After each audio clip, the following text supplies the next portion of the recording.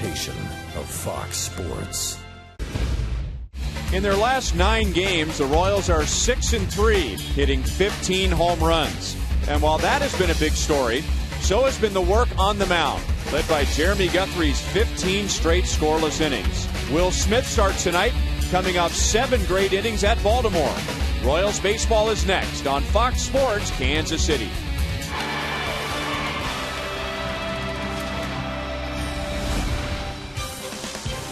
Royals baseball comes to you from Kauffman Stadium, where the Royals have won 5 of their last 7 games after shutting out the A's last night 5-0. Hi, everyone. Welcome back to the ballpark with Royals Hall of Famer Jeff Montgomery. I'm Ryan Lefevre. When Jeremy Guthrie joined the Royals after his first 2 starts, his ERA was over 9.5. Now he's allowed just 3 earned runs in his last 21 innings. And like Jeremy Guthrie, Will Smith had a very slow start to his Royals career. His ERA was 9 after his first 3 starts, allowing 6 home runs. But over his last 5, Monty, he's been a different pitcher. He has, Ryan. I think the biggest adjustment he made is when he went down to Omaha prior to his call-up about a month ago in mid-July. He was able to make some adjustments. He was able to go down there and really learn how to use the command factor in his pitching. Now you see him climbing the ladder effectively. You see him really not getting shaken. He's gone through a couple of times where the umpires have squeezed him, but he's come right back and been very strong. And here we see his last start, very strong against the Orioles. Royals scored 5 runs last night without a home run, but a couple of walks, an error, 2 sacrifice flies, good situational hitting, and that's all the Royals needed last night.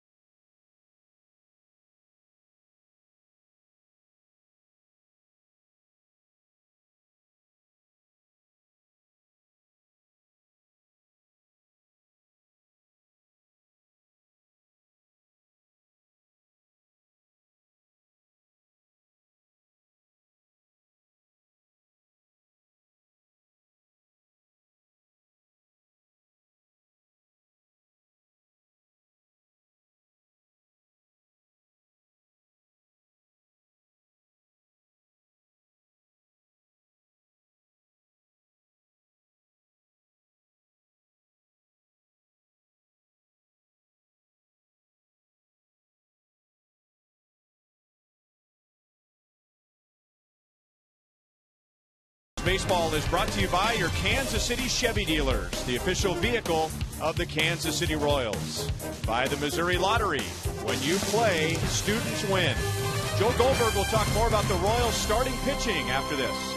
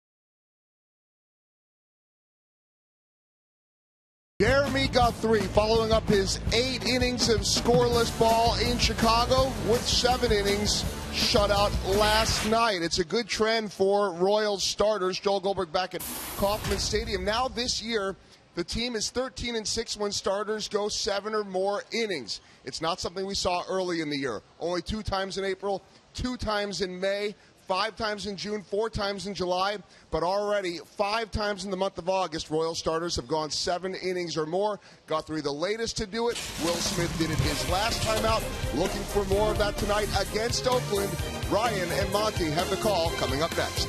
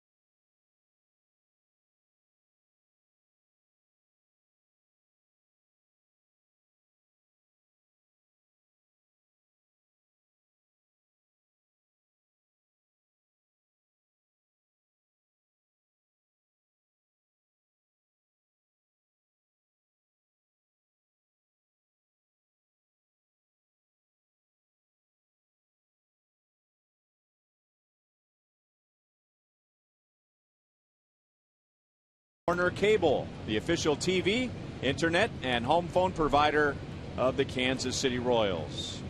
On a warmer night, but not as hot as first forecasted. We had a beautiful night last night at 72 degrees at first pitch. The Royals took game 1 by shutting out the A's. It was the Royals' 4th shutout against Oakland this year, and the Oakland A's have been shut out 14 times this season. That's the most in the American League, and they will be without Josh Reddick, their leading home run hitter, who is out with a bad tooth, which was extracted during the off day on Monday. And now the key report on 23-year-old Will Smith.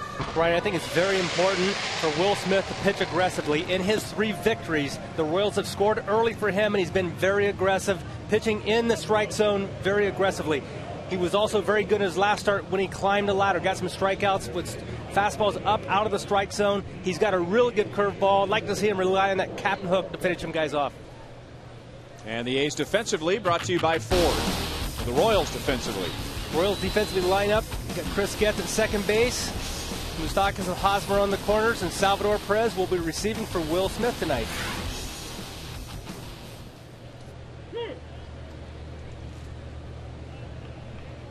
And the first pitch of the game is in for a strike to Coco Crisp. Coco had one of the 3 A's hits last night. He was 1 for 4. He is just 2 for 21 against the Royals this year.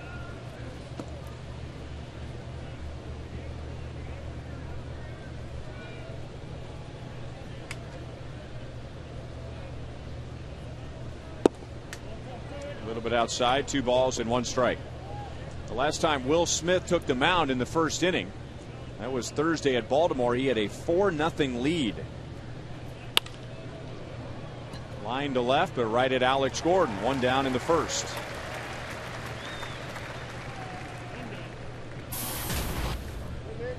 93 degrees at first pitch. Game started at 7:11 Central Daylight Time. Time and temp brought to you by the parking spot at KCI. And Johnny Gomes will bat with one out. Originally the designated hitter tonight. And Josh Reddick was going to be in right, but Reddick was scratched right before batting practice. So Johnny Gomes goes to right. Chris Carter is the designated hitter. And Smith hits the outside corner for strike one. Johnny Gomes 14 home runs on the season, but you have to be careful with him. He has home runs in his last 3 games, so he's hot with the long ball right now. And he has a game-winning RBI against the Royals this year, but it was being hit by a pitch back on April the 11th at the Coliseum in Oakland. And Jonathan Broxton had that game where he hit 2 batters in a row. The first one loaded the bases. The second one, Johnny Gomes, resulted in a walk-off win. And that was the first of 13 walk-off wins for the Oakland A's this year, the most in the major leagues. 2-1.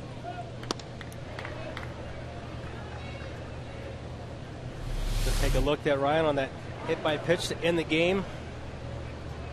That was actually the first of 12 consecutive losses for the Royals as well.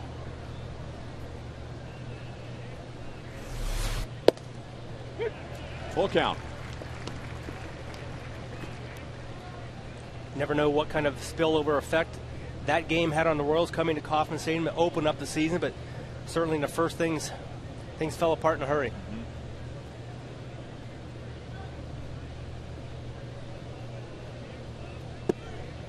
And he is down looking. So Will Smith did a good job in that matchup with Gomes of keeping the ball out of the middle of the plate. Everything right on the corners.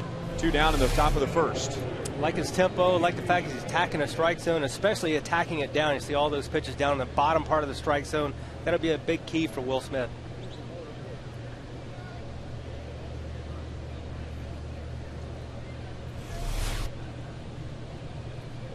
And now Yoenis Cespedes, who moves up to the number 3 spot with Reddick out. He was 0 for 4 last night. He had a 6-game hitting streak that was snapped. And the Royals have done a very good job of pitching him this year. Just 5 hits and 26 at-bats. Royals are 4-3 against the A's this year, and all 4 wins are shutouts. 2-0. Steve Fizniak and I were talking with the Athletics hitting coach Chili Davis today and asked him who his most intelligent or his smartest hitter was, and he said Yoenis Cespedes was really his best hitter. Big swing and fouled it back. 2-1. Says he does a great job on learning what pitcher throw. He has a plan at the plate and he goes out and executes the plan. A lot like Chili Davis did as a player. Played just 1 year for the Royals. Chili Davis did, but it was 1 big year. 3-1.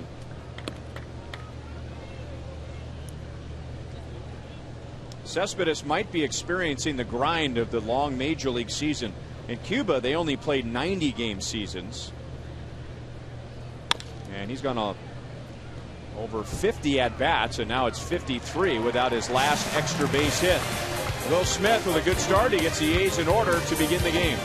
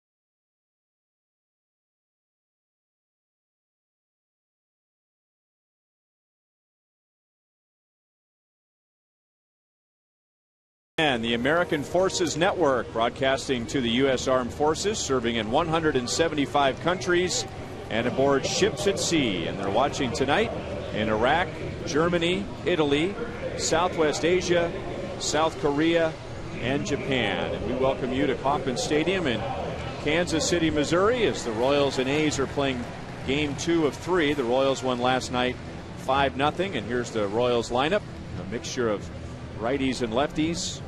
5 right-hand batters to be exact, and they could have their hands full tonight facing right-hander Brandon McCarthy. He's had trouble against lefties, but righties are hitting just .204 against him. Right, and he is very tough when healthy. He's had 2 stints on the disabled list this season.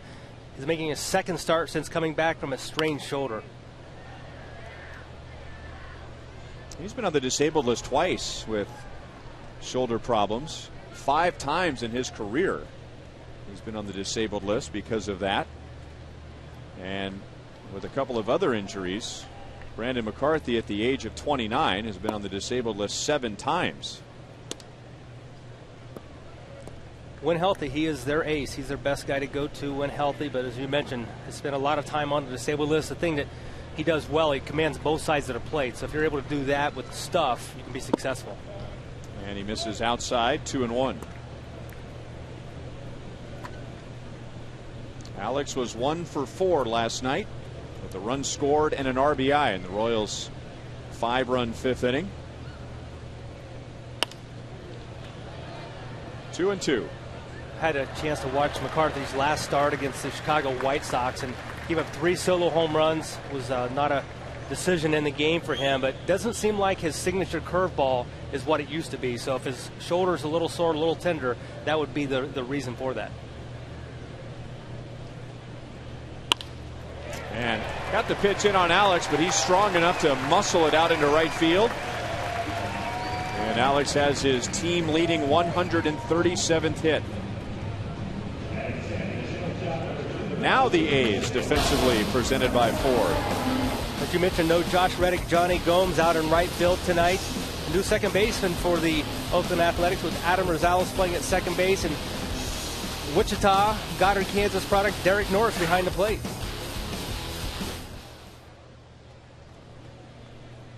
Johnny Gomes, not normally an outfielder known for his glove, and he has to cover the pasture, which is right field and right center at Kauffman Stadium. So we'll keep an eye on that.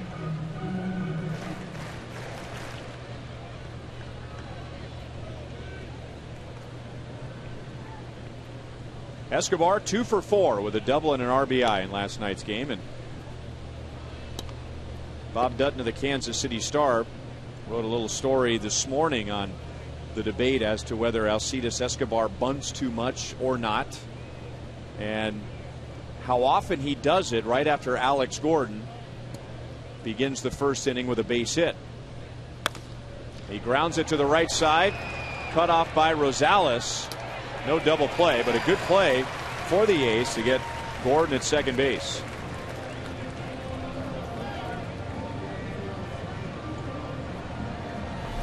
Well, Escobar not thinking bunt here, thinking the other way, maybe trying to go to a little first and third with him and Alex. Unfortunately, Rosales able to track it down and get a force at second base.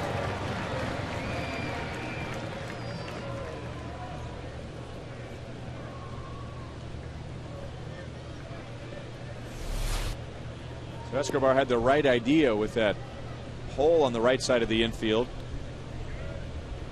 with Gordon being held at first. And now Escobar's at first. He started to run and stops as Billy Butler takes ball 1.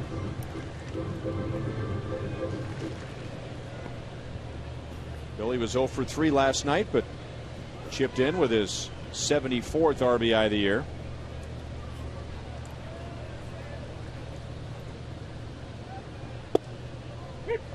One and one. Billy and others doing a really nice job of situational hitting in that 5th inning last night, scoring 5 runs with only 3 hits during the inning. So good sign for the Royals to see that type of situational hitting.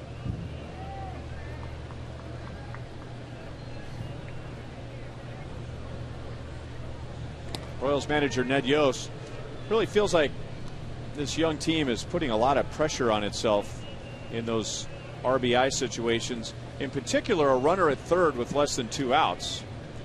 And you would think that that would take some pressure off the hitter when they know they can drive in a run just by making an out. A well-placed ground ball or a fly ball. But the way Ned sees it right now is that there is more pressure because it is seen as a more easy, a more simpler way of getting a run in. And for a while the Royals were not executing, and now starting to turn that around, and that 5th inning last night was a good example. Yeah, one example of that last night was Eric Hosmer, 3-0 pitch. Runners on second and third, and he really almost tried to go out and meet the ball halfway to the plate and almost got himself out on a bad pitch. And here's Alcides Escobar stealing second. Going to take advantage of the 4th row and pick at second. Ending up on third with only 1 out. Now here's a great situation for Billy Butler.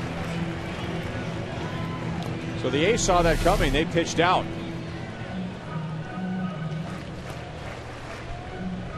Throw was offline, but nevertheless hits Alcides Escobar in the back of the left side of the leg. And Lorley picks up the ball and ends up at third base.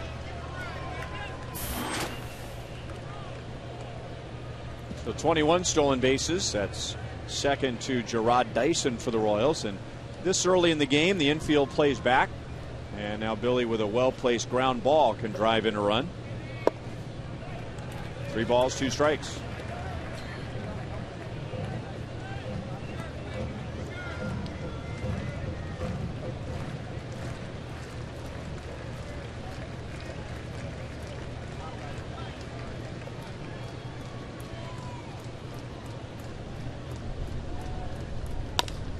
And there is the ground ball. Donaldson comes to the plate. And he realizes that was a bad decision. So the Royals take a 1-0 lead, and the A's don't even get an out. Donaldson makes a base running miscue last night. Tonight he makes a mental error on trying to go home on this ball that really has no chance at all to get Alcides Escobar, who's scoring from third base.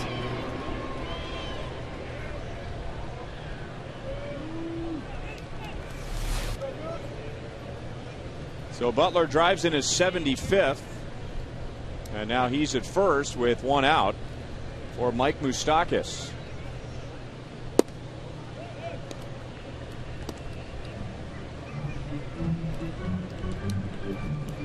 Moustakas 0 for 4 last night, and he struck out 3 times. The A's used Jared Parker, Jordan Norberto, Jerry Blevins, and Evan Scribner. All 5 runs charged to Parker. While the Royals combined for a shutout. Jeremy Guthrie, 7 great innings. He'll be joining us in the top of the 3rd inning tonight. Tim Collins establishing a new Royals record for a left-handed reliever in strikeouts. He pitched the 8th, and Greg Holland pitched the 9th in a non-save situation. 2-1 on Moustakas.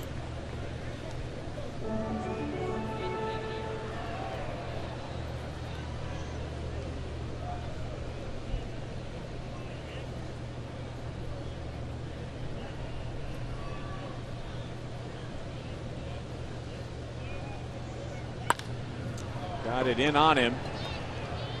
Gomes comes up in right field. And that's the 2nd out of the 1st.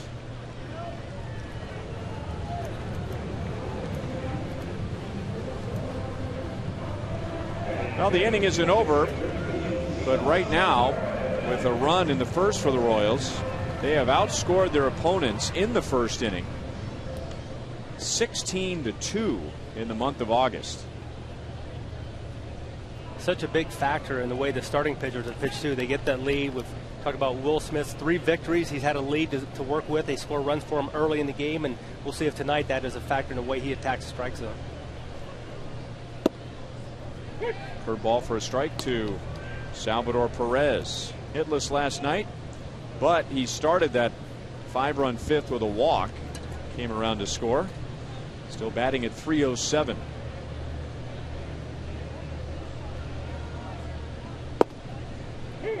This is the 3rd time this year that the Royals have faced Brandon McCarthy. They faced him in that game we were talking about in the top of the first when Gomes was hit by a pitch to end the game in extra innings. McCarthy was the starter, and then McCarthy was the winner here on June the 2nd. But Perez was on the disabled list for both of those two starts, so that's his first at bat against McCarthy, and he grounds to short. So good situational hitting again for the Royals. A stolen base, an error, a runner at third with one out. Butler gets him home with a ground ball.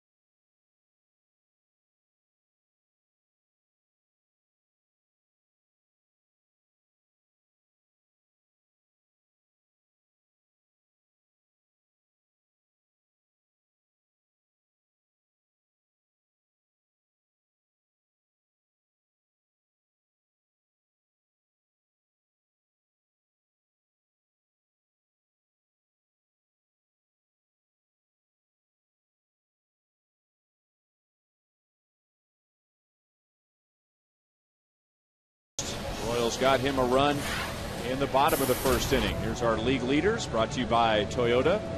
Most wins by lefties since July 19th, shortly after the All-Star break, or innings, excuse me. 33 wins would have been pretty impressive since July 19th, but we're talking innings. And out in front of Wei Yin Chen, Scott Diamond, David Price, Jason Vargas, all having good years. Will Smith coming off of 7 innings on Thursday at Baltimore. And one key for him among many in that start to go that deep was he didn't have one single 20-pitch inning.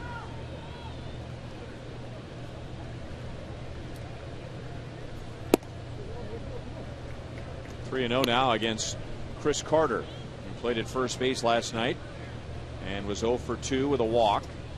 Royals struck him out a couple of times. He has a very good eye, a high on base percentage. On base percentage of .398 for Chris Carter.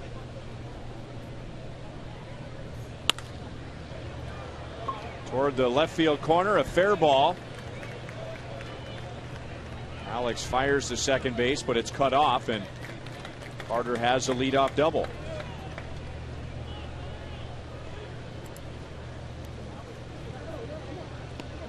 So the A's come right back with a runner in scoring position, and here is Derek Norris playing at Kauffman Stadium for the first time. He is from Goddard, Kansas, just 15 miles west of Wichita. And with more on Derek, let's go to Joel. Well, it's definitely a homecoming for him. He says the closest he's really ever been able to play to home was in Ohio, and then recently, a couple of weeks ago, in Texas, some people came down. He was thinking yesterday there might be close to 200 people from Goddard coming, and then he said a bunch might have backed off when they realized he wasn't starting. So he is expecting around that number of 200 here tonight. Said he used to come to Kauffman Stadium as a kid to watch games, would have loved to have played for the Royals. And when he was drafted by the Washington Nationals and was thinking of going to Wichita State, it was actually Bob Boone, who was working for the Nationals at that point, that convinced him to sign instead of go to Wichita State. And here he is now as an Oakland A and back home. He was a 4th-round pick of the Nationals, and when he was traded from Washington to the A's, he was considered by many the Nationals' second-best prospect behind Bryce Harper.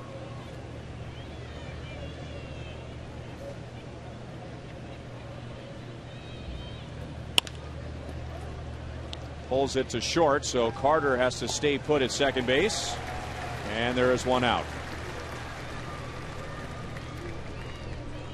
Attention Jayhawks, KU Day is coming up on Sunday. The Royals take on the White Sox, and the first 750 fans who bring their KU specific ticket to the table inside gate B, as in boy. You'll get a limited edition Crimson and Blue KC cap presented by Fox Sports Kansas City and Kansas Sampler. Plus, arrive early to meet new football coach Charlie Weiss and select student athletes. Again, that's Sunday, a 1:10 game with Chicago.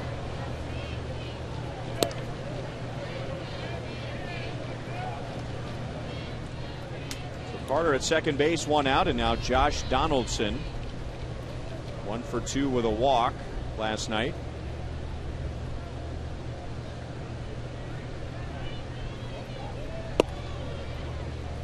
And 1. That's a real nice job by Will Smith in keeping the ball on the left side of the infield. So Chris Carter was unable to advance to third base. So nice pitching on him on Derek Norris.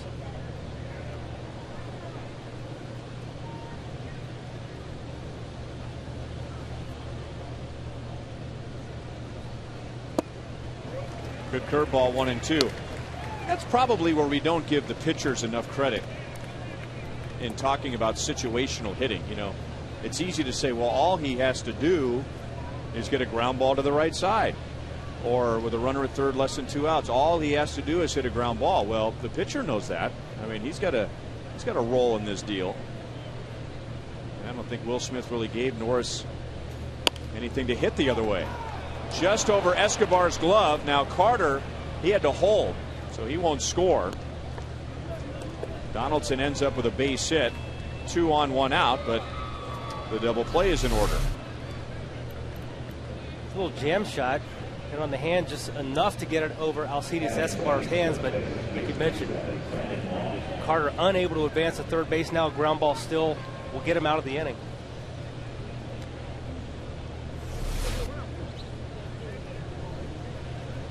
And Smith hoping for a ground ball from Brandon Moss. Moss, back in the middle of June, hit 2 very impressive home runs against Jeremy Guthrie.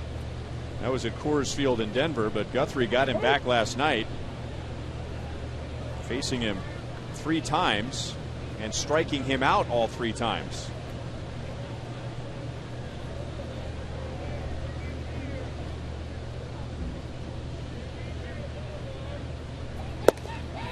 Throw to third, and Carter is safe.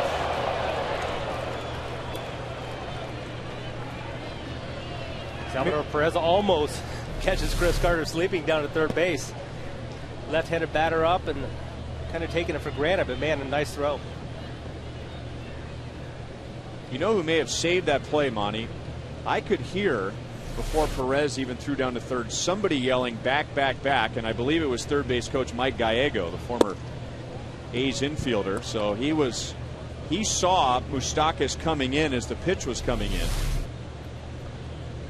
Throw was up a little bit. If it's down, I think he's got a chance of getting it. In fact, it was very close the way it was.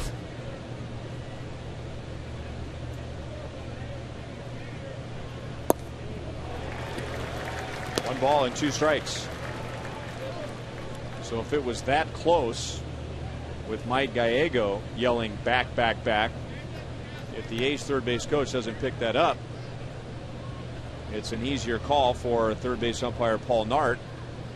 And there are 2 outs in the inning. And that's into right field to tie the game. So Moss goes down and gets a curveball, a throw back to first base. Moss drives in Carter, and we're tied at 1.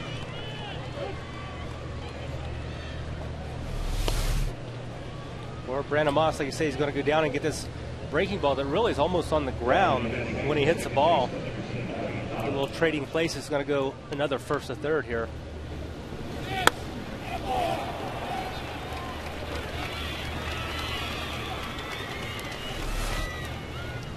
And that right there is an example of what a pitcher will say after the game. I thought I made some good pitches.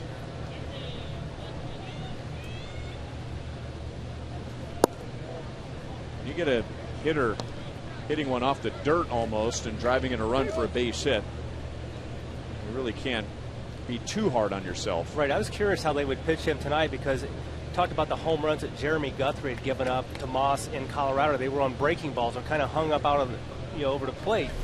And here we're going to see the pitch to Moss. It doesn't really hang up there. It gets down in the location, but it appears to me that Moss is a much better breaking ball hitter. Last night, Jeremy Guthrie really just pounded him hard all night long, and like you said, 3 strikeouts against him. Now Adam Rosales, who did not play last night, and he goes the other way, and that is a foul ball. So Rosales against a lefty is in there, and Jemile Weeks is on the bench.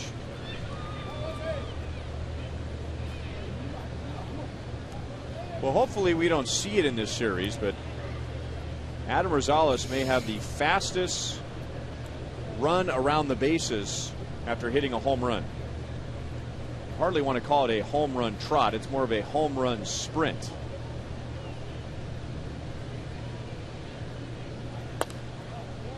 He's down in the count, 1-2. Rosales, an infielder that can play both middle infield positions as well as third base, so valuable to the Oakland Athletics.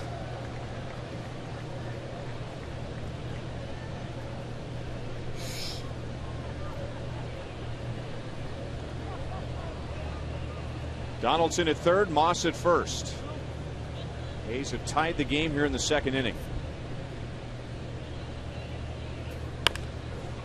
Moustakas, fair ball, no out at third base. Rosales is out at first.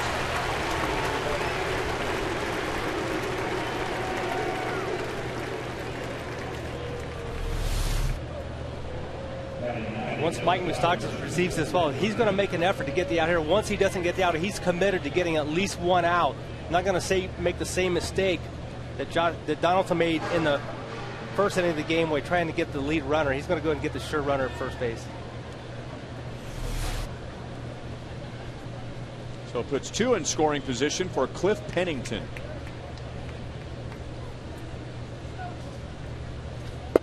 Pennington's having a tough year as it is.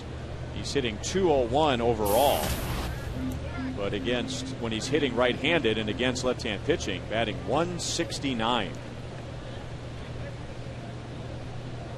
Batting with Donaldson at third, Moss at second. Good pitch on the corner, 1-1. During Royals batting practice today, everybody was just mesmerized watching Crown Vision and seeing the last 2 innings of Felix Hernandez's perfect game. And the A's back in 2010, they had a perfect game thrown by Dallas Braden against the Tampa Bay Rays. And Pennington, who was playing at shortstop that day, as he is tonight, was responsible for the final out. Oakland ties the game on the Moss RBI single.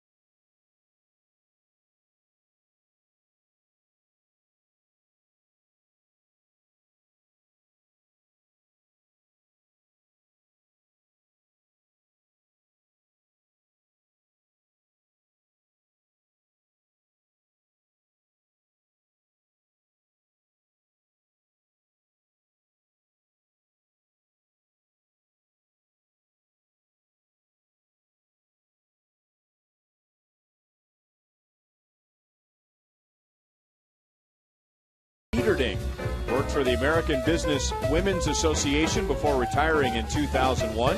Since retiring, she has stayed active by volunteering weekly for the past 11 years at Truman Medical Center. Was president of the auxiliary from 2005 to 2009. Betty continues to stay active in her Kansas City, Missouri community. She is an avid Royals fan and a season ticket holder since 1983, and watching the game tonight from the Buck O'Neill legacy seat. Jeff Francoeur, he had a double to right center in the Royals' 5-run fifth last night. Tonight, Johnny Gomes runs it down, and there's one away in the second inning.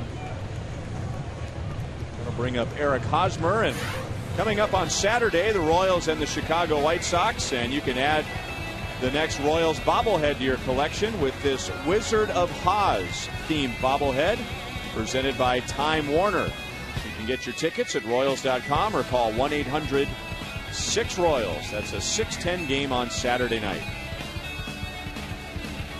Ryan, I can promise you my kids will be out to get one of those. That looks like something that all the youngsters would love to have. And it actually looks like him. They did a great job on it. It looks exactly like him.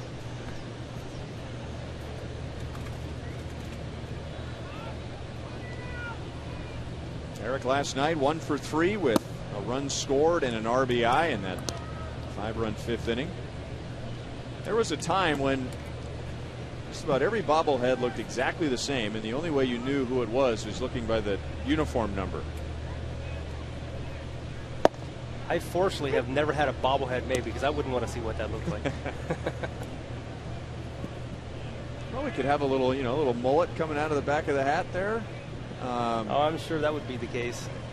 Have the hat pulled down just above your eyebrows. Let's see, what would be a trademark Jeff Montgomery pose? Hopefully it wouldn't be turning back watching a ball fly out of the ballpark.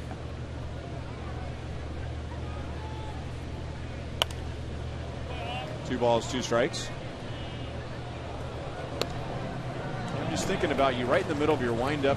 And didn't you kind of swing your front leg back a little bit? Yes. Well, I'm doing it backward here in the booth, but your left leg, your front leg, the bottom of your foot would be pointing towards center field, wouldn't it? Drop and drive. Yep.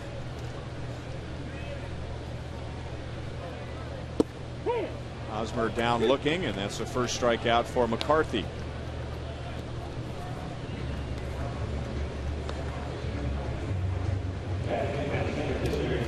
So 2 down, and now Lorenzo Cain. And a reminder, as you enjoy a cold one tonight, look forward to Miller Time later in tonight's game, brought to you by Miller Lite. Lorenzo Cain 0 for 2 last night, but he walked and scored in that big inning. Trying to bust out of a 2 for his last 22. And like Salvador Perez, even though the Royals are facing McCarthy for the 3rd time this year, Cain is facing him for the first time.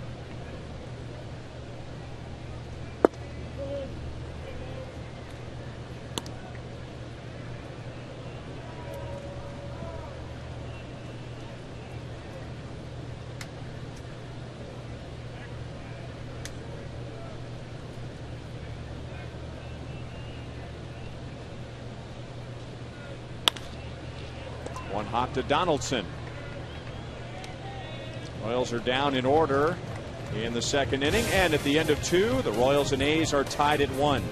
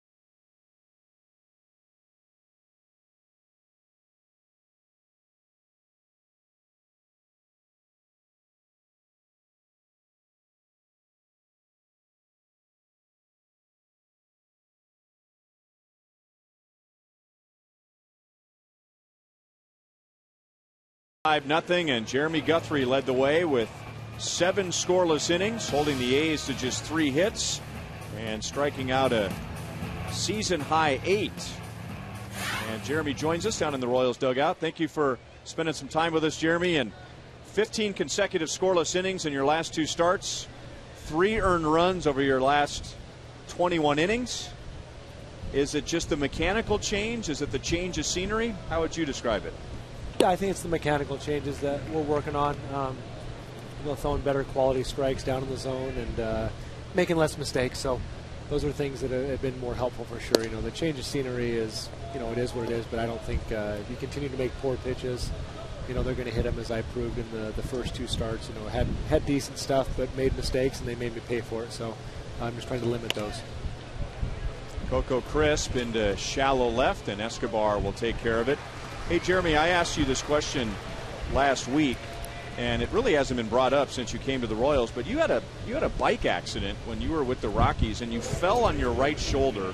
You weren't on the disabled list very long, but I'm wondering, how long did it take you to feel like that shoulder was where you needed it to be a big league pitcher?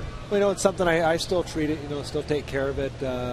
They said pretty much as long as you keep throwing, this season, you'll have a little bit of pain there in the AC joint, which has proven to be true. But it certainly threw the season off a little bit, and coming out of it, had some stiffness in between innings. But it's never been something that's hurt while I've thrown, which I've been very fortunate about. But it's more of a contact injury that is felt, doing a lot of different other actions other than pitching. So that's been obviously the best thing about it, is it's not a throwing injury.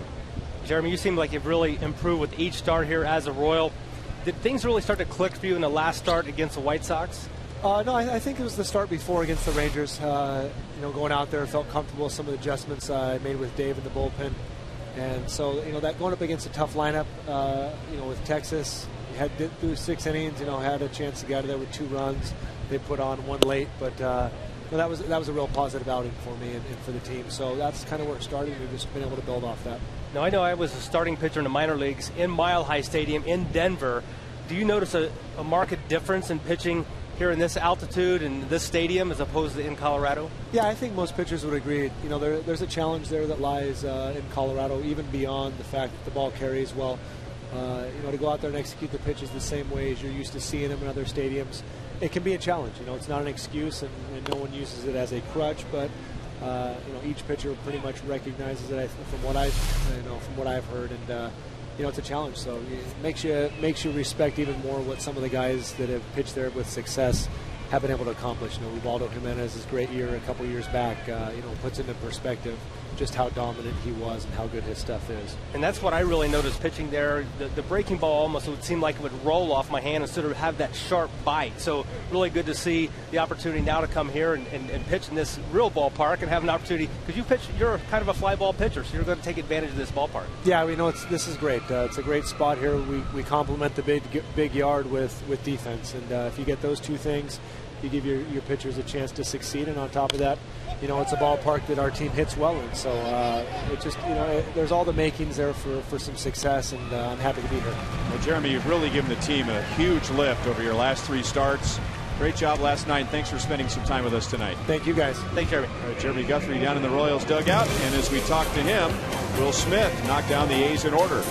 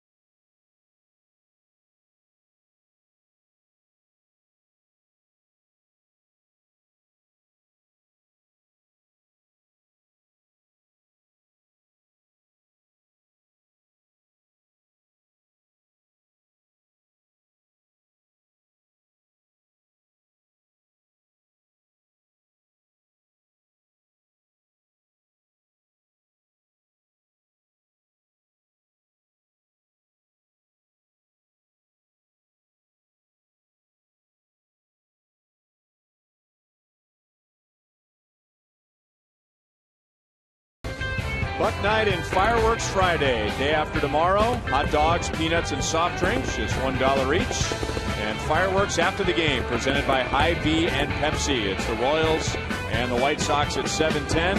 Royals.com, 1-800-6-ROYALS for tickets. A 1-1 tie as the Royals come up in the bottom of the third inning, and Chris Getz trying to bunt his way on, but he got under it. And it's an easy play for McCarthy, living out a pitcher's dream, and that is catching a pop-up. And he actually got to catch a pop-up in his last game. It wasn't a bunt pop-up. It was a pop-up that was kind of between first base and a dugout. And Chris Carter was playing first, and Chris Carter not very fleet of foot. Brandon McCarthy was able to beat him over and make the play himself. These guys are professional athletes. I mean, you're expected to handle ground balls and bunts and know how to throw to all the bases, but you know, every time there's a pop-up on the infield, it's like all of a sudden the ball turns into a grenade and get the pitchers out of there. Pitcher run for cover. I mean, I've never understood that. I mean, I've seen pitchers standing right in front of the mound. They could catch the pop-up with their bare hands if they had to, and here comes the third baseman or the first baseman running over from the corner, screaming him off the play. I got leveled in Boston once. I was going to catch a pop-up bunt in front of the plate, and I couldn't hear anything. It was so loud in Fenway Park, and I think it was Mike McFarland came up and just leveled me. He took me out of the play. I didn't hear him calling me off. Alex goes the other way, and Cespedes brings it down. Alex is 1 for 2, 2 outs in the bottom of the third.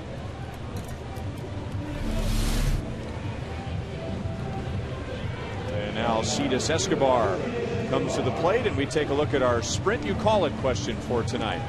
Who finishes the season with the highest batting average for the Royals?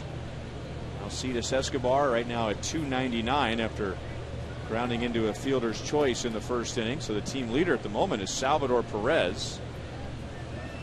Billy Butler, Escobar, Alex Gordon all within 5 points of hitting 300.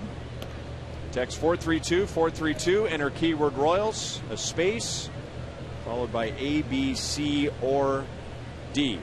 What do you think, Monty? Well, I remember having this conversation last year, and I think Billy Butler, Alex Gordon, and maybe Melky Cabrera were our choices, and I believe we said let's go with Alex Gordon. I think he may have won it.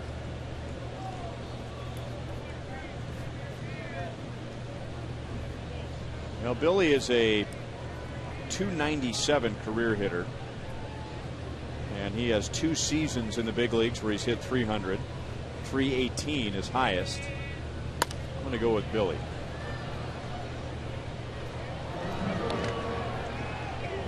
Not going to go with Melky, that's for sure. Absolutely not. Although his numbers are going to be pretty good from here on out. They're not going to change, let's put it that way. Oh, man, what a mess. What a letdown for the Giants and their fans. He was the best thing going for them on offense. If you haven't heard, Melky Cabrera suspended for the remainder of the regular season for failing Major League Baseball's performance-enhancing drugs policy. We'll talk more about that later tonight. We've played 3 at Kauffman Stadium, and the Royals and A's are tied at 1.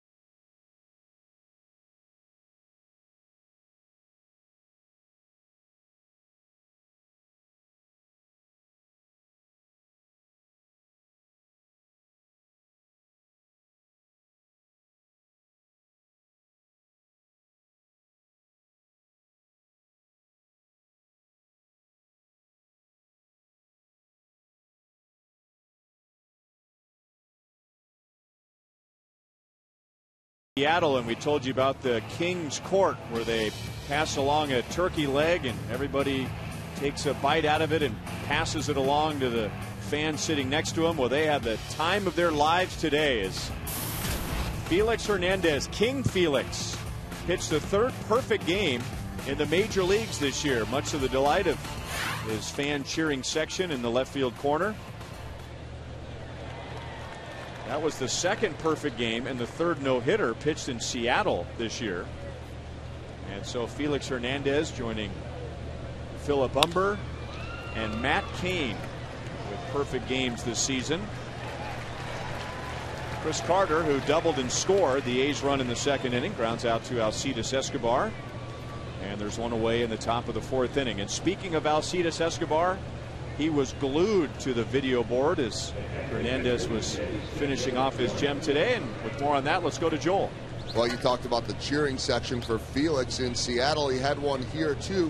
And Alcides Escobar was leading the way. Batting practice, you mentioned before, Ryan, was going on, and they had the game up on the Crown Vision, and he got to that final out, and everybody just kind of stopped, turned around, and was staring. And there's Alcides Escobar cheering, "Come on, Felix!" And then the perfect game comes, and he says to me, "That's my boy. We're good friends." He said he'd text him at some point later in the afternoon or tonight to congratulate him, and said he's a great guy. Couldn't be happier for him, especially for Venezuela. First ever perfect game from a Venezuelan pitcher. He said they're on the same Winter League team back in Venezuela. And I said, does Felix even pitch? He said, no, he didn't pitch. He just comes and hangs out and sits on the bench, but we hang out all game. Great guy.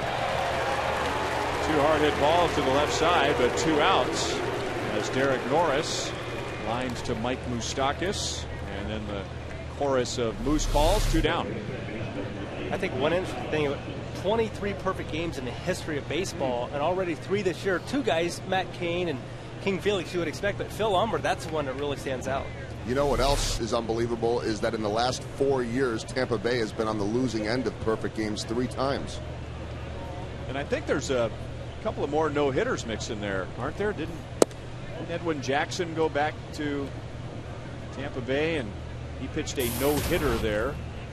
I want to say they've been the victim of about 5 no-hitters in the last 5 years, and that's a pretty good hitting team. Real good hitting team. And they've got speed. I mean, the Rays have the ability to not just get hits with their bats, but get hits with their legs. Right, plus guys hitting on carpet, you would expect to have a lot of balls that are going to get between the infielders that don't ordinarily get through in the grass.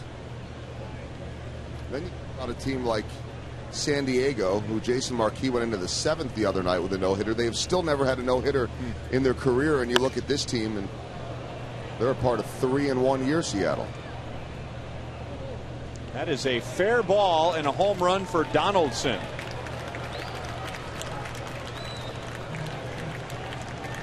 And we often refer to the left field corner here as the Bermuda Triangle, and how many balls have we seen that are hooking foul and somehow straighten out when they get into the corner? And Donaldson hits his 2nd home run of the year. Well, when he hit this pitch, which a pitch kind of down in the strike zone, I think everyone's waiting for maybe a foul call from someone, one of the umpires, but the ball did. It just kind of straightened out and goes into the seats.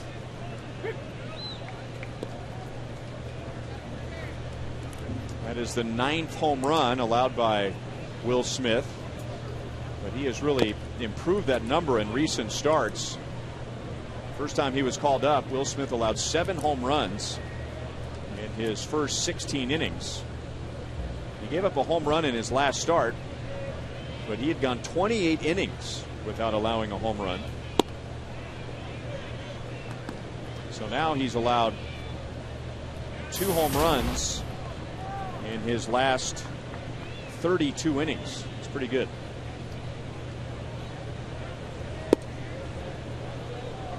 Two balls and 2 strikes on Brandon Moss. He tied the game with a single in the 2nd inning, and now here in the 4th, Josh Donaldson puts the A's in front 2-1.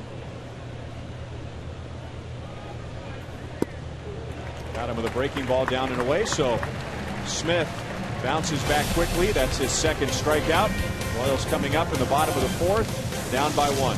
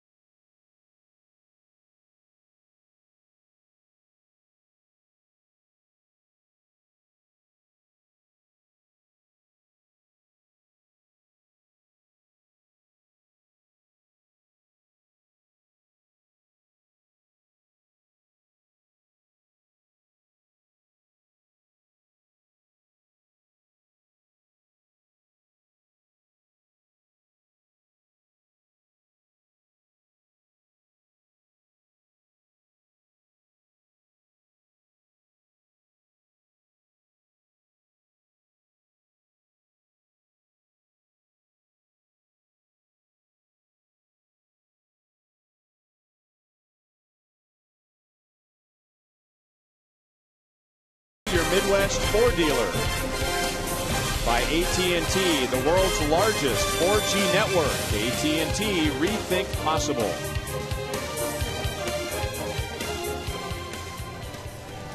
Another low-scoring Royals-A's game so far, 2-1 Oakland. And the Royals will come up in the bottom of the fourth, beginning with Billy Butler, then Mike Moustakas and Salvador Perez.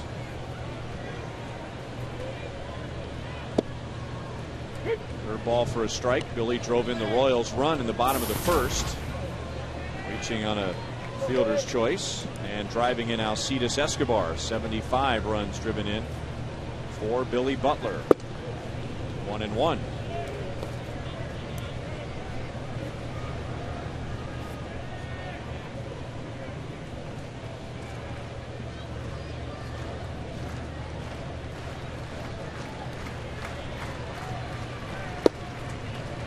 Another curve, 1 ball, 2 strikes.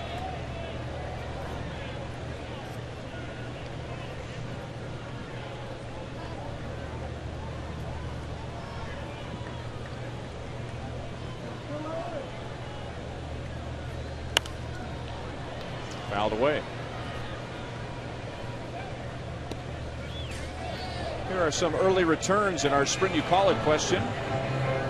34% to 33% believe that Billy Butler will finish with the highest average over Alex Gordon.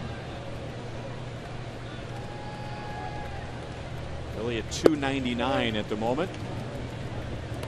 2 balls, 2 strikes. Alex is at 295. Both hitters have been very hot as of late. Still 2-2.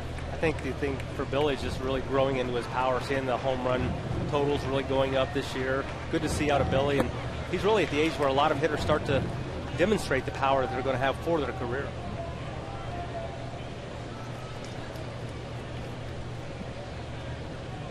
Our You Call It question last night had to do with how many home runs Billy will hit this year. And with 2 strikes, that's why he has such a high average. He's able to go the other way. And the Royals have the tying run at first with nobody out. And the consensus was that Billy's going to hit somewhere between 31 and 34 home runs, but maybe fall a little short of the team record, but we'll see. Well, McCarthy had done a really good job in this at bat with Billy. He'd thrown him a couple really good breaking balls. He'd come inside against Billy. Now he goes away, and Billy just serves it to right field. Like you said, that's why he's got a chance to lead this team in hitting.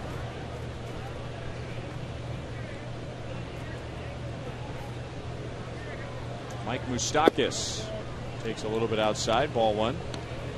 McCarthy really trying to pitch him inside in the first inning and got one in on the hands, and Moustakas flied to right field.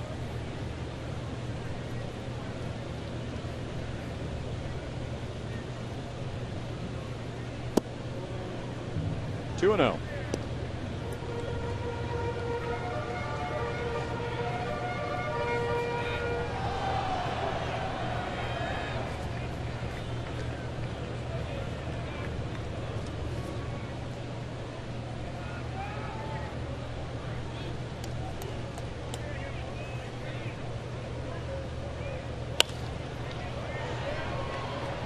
Shallow center field, and Crisp, he started back, so now he comes sprinting in and makes the play. He's lucky he didn't injure himself. He stopped abruptly when his knee hit the grass in center field. So now they'll have to replace an acre of grass in shallow center field. That's the first out of the inning.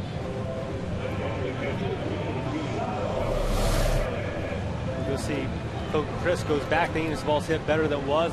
When he comes in, like you said, they're going to have maybe reside center field after this slide.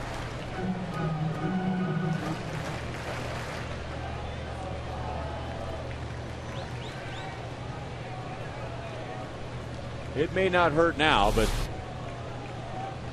that left knee is going to be hurting at some point tonight. I mean, you can't be running that hard and stop that quickly, landing on your knee, and not have that swell up. And Coco Crisp, his game is speed. That looked like the human impersonation of a lawn dart.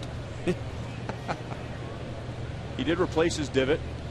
Of course, there was probably a selfish motive there because I don't think he wanted a ground ball to roll through that crater. Perez grounds to Rosales, to Pennington, to Moss for an inning-ending double play, and Brandon McCarthy faces only 3 in the 4th inning.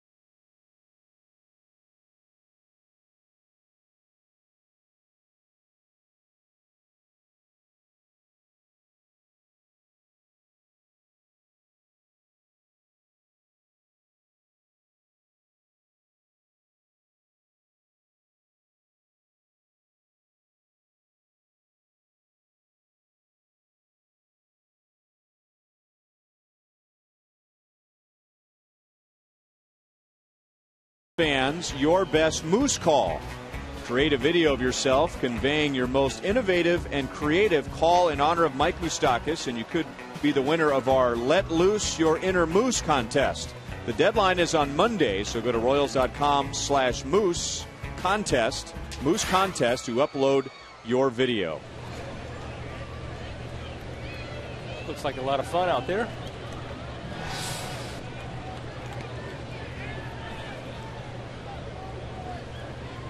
Adam Rosales, Cliff Pennington, and Coco Crisp coming up in the top of the 5th inning. Rosales grounded to third first time up, and he went too far on a curveball in the dirt. 0-1. First base umpire is Doug Eddings. The Royals scored in the bottom of the 1st on Billy Butler's fielder's choice. The A's tied it in the 2nd. Brandon Moss drove in Chris Carter, and they went ahead in the 4th on Josh Donaldson's home run. So the A's back with 2 runs in the first 4 innings tonight after being shut out last night. That was the 14th time they've been shut out this year. That's the most in the American League.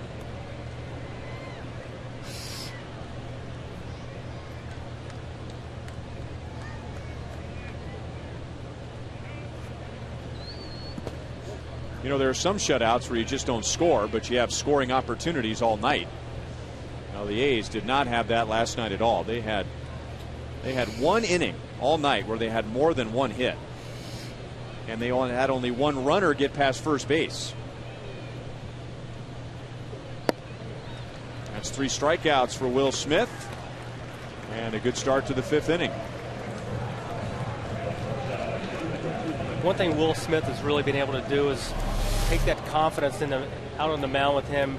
Struggled a little bit early. You mentioned the long balls he had. This time he gives up the home run to Josh Donaldson in the 4th inning. Now he's back out there in the 5th, really doing a nice job and not letting those little things affect him. And going back to the 2nd inning where he gave up a run, gave up 3 hits in that inning, but only 1 run, so limited the damage. That's a nice sign for a young pitcher maturing. And there's that big, deep breath that he takes in between pitches now, and as simple and insignificant as it may seem, he points to that in one of the differences between his time at the Royals now as opposed to the first time he was called back, that's his way of just staying relaxed, as people in the game like to say these days, slowing the game down. That you have the luxury when you're on the mound, everybody's waiting on you, so you may as well take your time if you feel like you're rushing. And he really isn't what you'll call rushing, but he's working a nice tempo. He's working a very nice tempo, but it's at his pace. 2-2 on Pennington.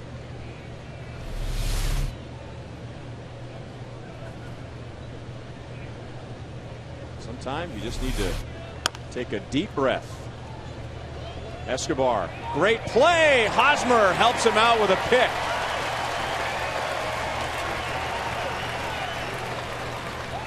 Two down. Alcides Escobar is going to go a long way. This ball right over the head of Will Smith, and he's got so much momentum going. He's going to make the spin, and nice accurate throw to first base.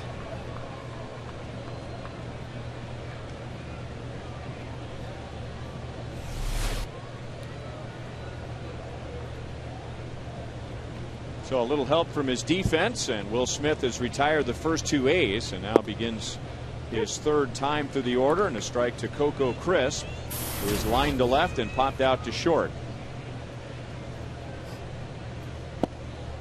And he's ahead, no balls, 2 strikes. And you know, the pace you were talking about, his tempo, and for a young pitcher, he really seems to have figured out how important tempo is and how important it is to throw strikes. And Crisp is down on 3 pitches. So he allowed a home run in the 4th inning. But Will Smith, going back to the 2nd, has retired 11 of the last 12 A's.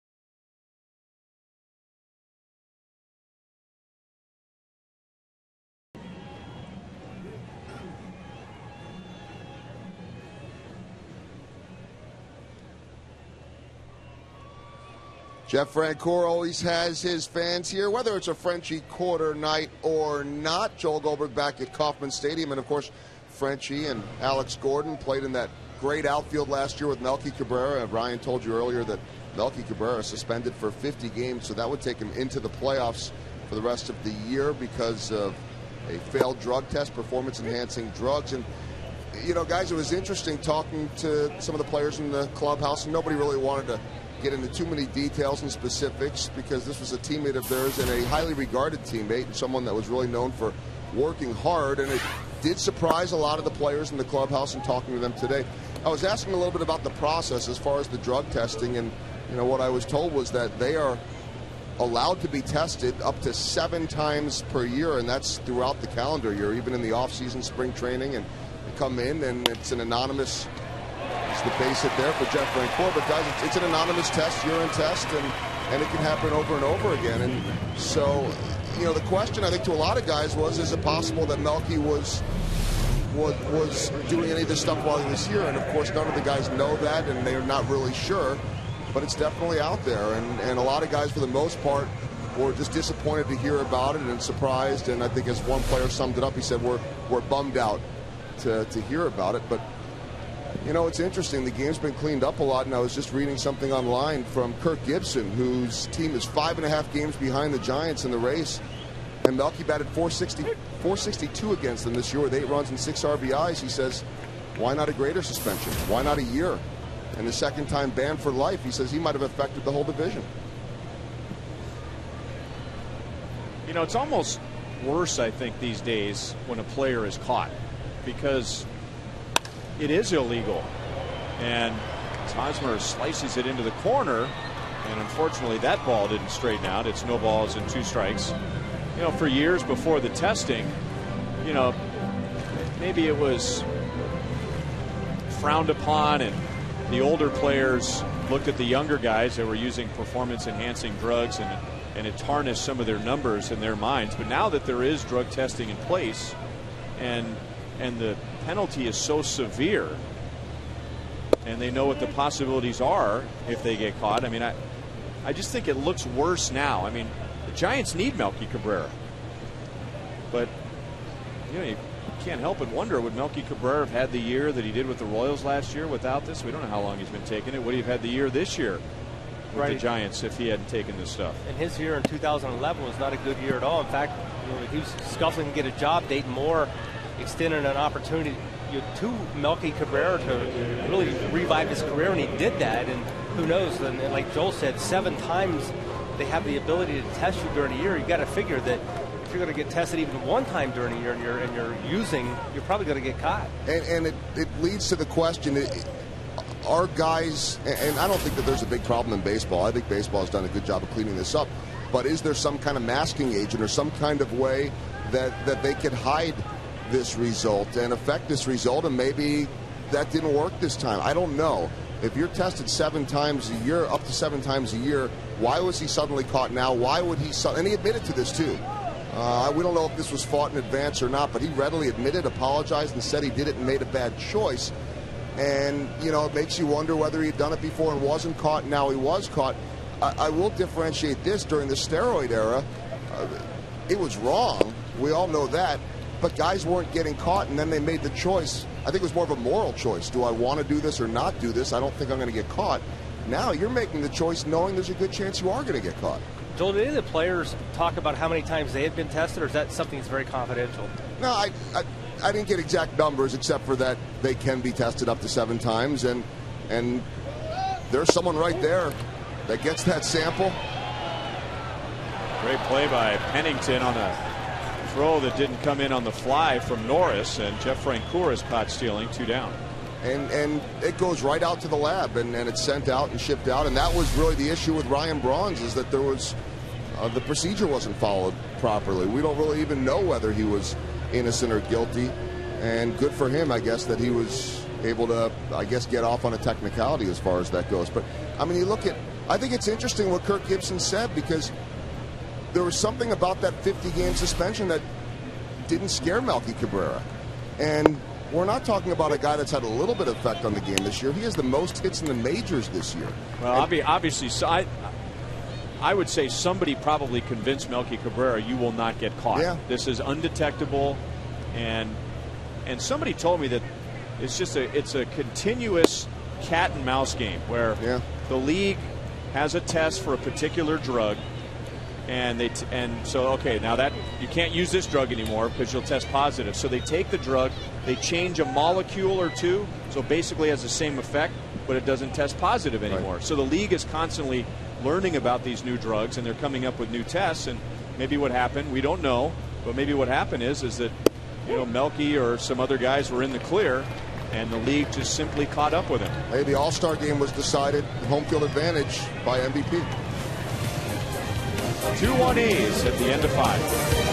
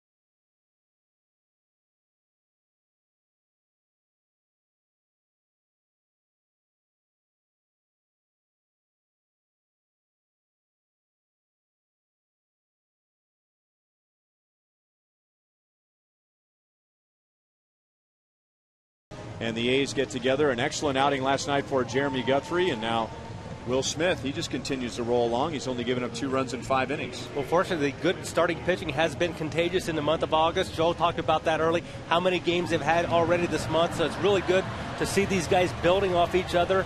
Will Smith tonight building off of Jeremy Guthrie's game from last night. Luke Hochaver will go tomorrow. Dan Straley will pitch for the A's. Will Smith will get Johnny Gomes, Yoenis Cespedes, and Chris Carter.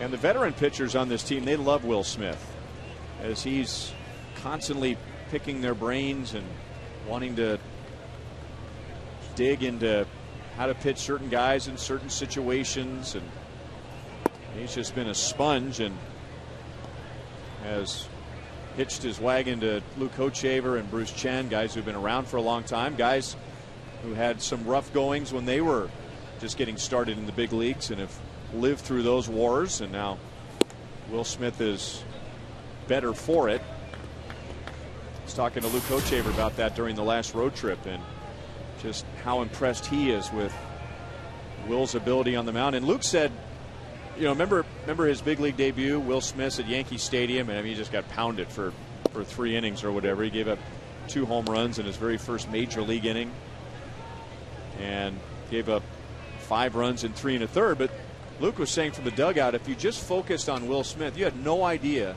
that he was giving up runs. You just get the ball back from the catcher, see him composed on the mound, just thinking about his next pitch. And those are really things that you just can't teach. I mean, a kid's either got that inside of him or he doesn't. And if you look at the veterans on the team, even though there are not a tremendous amount of veterans on this team, they are such a resource. And I remember going back to when you come to the big leagues, you have to get past that point where you know you belong in the big leagues. And those veteran guys can be such a positive influence and a positive factor on you believing in yourself.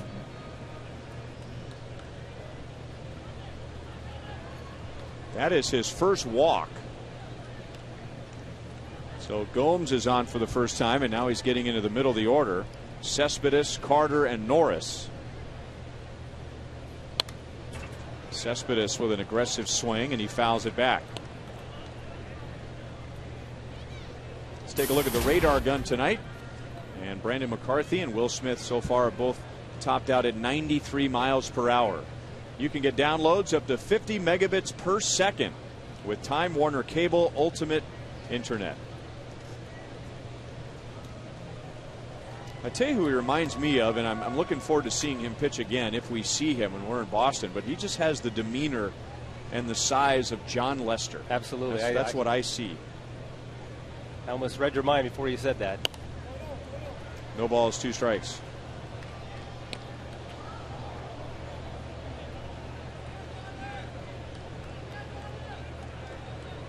And even though he's so big, I mean, Will Smith at 6'5", 240, I mean, he looks like a guy that could throw a ball through a brick wall, but he's known for the better part of his pitching career, and this goes back to before he was a professional, that he was not a hard thrower. So he's kind of ahead of the curve in understanding the importance of working quickly, throwing strikes. When he was in the Angels organization, there was a strong emphasis on getting a hitter to put the ball in play in 3 pitches or less. And when the trade was made, they said he was not a hard-throwing lefty. I saw him for the first time in spring training. And then when he made his appearance, I believe it was maybe his 2nd or 3rd game he pitched against the Cleveland Indians here this year. It was actually on the road. I was impressed by his velocity. We just saw that he was 93 right there with Brandon McCarthy, who's a guy that's an ace of his staff. So he has enough velocity. I don't think that's ever going to be an issue with him. In fact, I was pleasantly surprised by his velocity.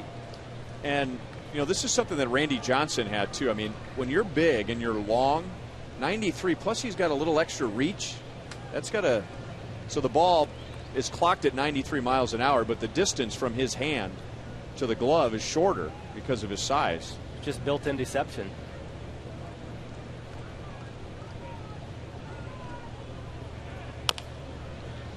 And Smith lets it go by him, and Escobar backs up Moustakas. They almost got an out at second base. So a walk. And we'll see how they rule that ground ball.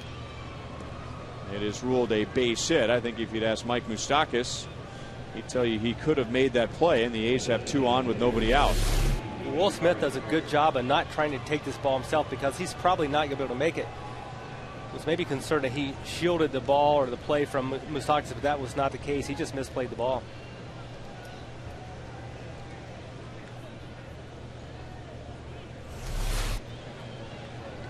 And now they jump to action in the Royals bullpen. Aaron Crow. Will Smith in good shape with his pitch count. He's at 79 pitches, but 2 on, nobody out in a 2-1 game in the 6th. Fouled away by Carter.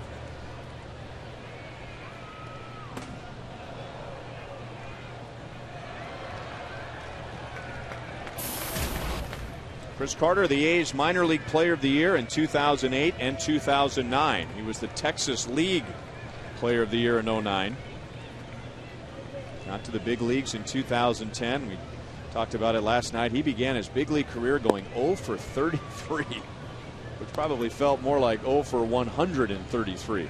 Makes you almost want to surrender and go back and try over.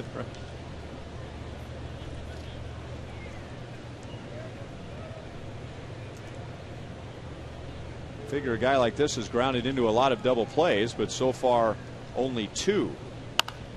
To Moustakas, who fell down, throws to second. They get the force there, and either Moustakas stumbled or went diving for a ball he didn't have to, and the A's have runners at the corners with 1 out.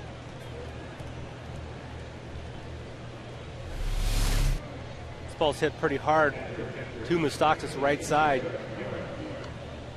Alertly comes up and gets the lead runner.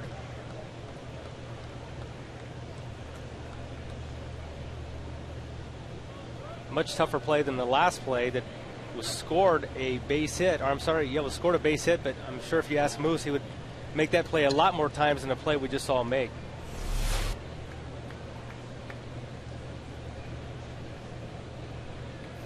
So it's 1st and 3rd with 1 out. And now Derek Norris, 0 for 2 in his Kauffman Stadium debut, and a curveball's in for strike 1.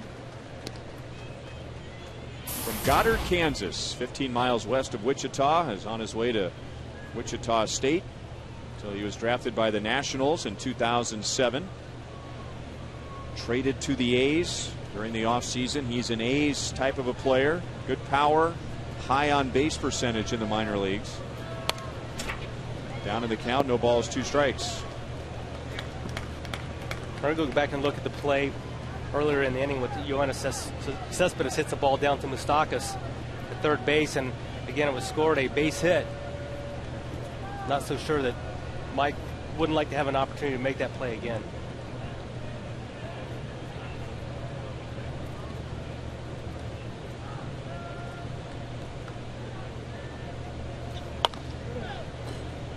Still 0-2.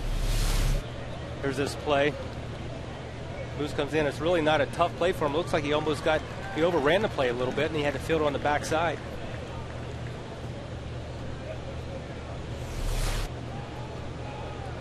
And that might have been a result of rushing. Cespedes is big, but he can run, and Moustakas probably knew he had very little time to get to that ball, glove it, throw to first. Struck him out with a curve as Perez hangs on. So 1st and 3rd, 2 down. 5 strikeouts for Will Smith. Real nice job in not getting overly excited, over anxious. Stays within himself, gets a very big strikeout there against Norris. And now Donaldson, who's 2 for 2. He homered into the left field corner in the 4th inning, and right now that's the game. That put the A's in front 2-1, and Donaldson also singled back in the 2nd. Popped up. Gets into shallow right, and Will Smith works around the leadoff walk and the infield single. 2-1 A's to the bottom of the 6th.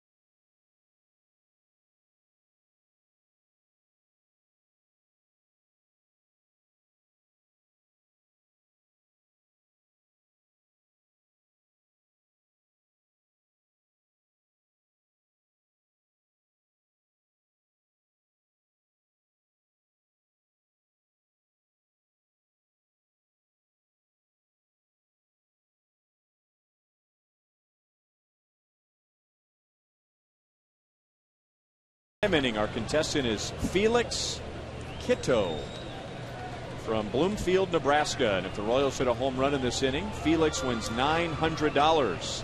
If the Royals hit a grand slam out of the park, Felix wins $25,000 from Sonic and the Kansas City Royals. And the Royals so far having a tough time figuring out Brandon McCarthy, giving up 1 run, 3 hits in 5 innings. Getz tried to bunt his way on in the 3rd, and he popped the bunt up, and it was caught by McCarthy. There's a good hard cutter in on him, and it is 0-2 on Getz, followed by Alex Gordon and Alcides Escobar.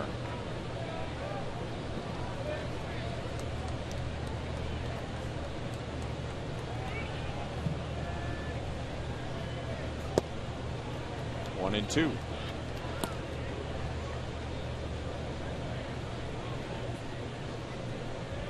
McCarthy hasn't lost. Now, he's been on the disabled list a couple of times, but still he hasn't lost since April 21st. That was 8 starts ago.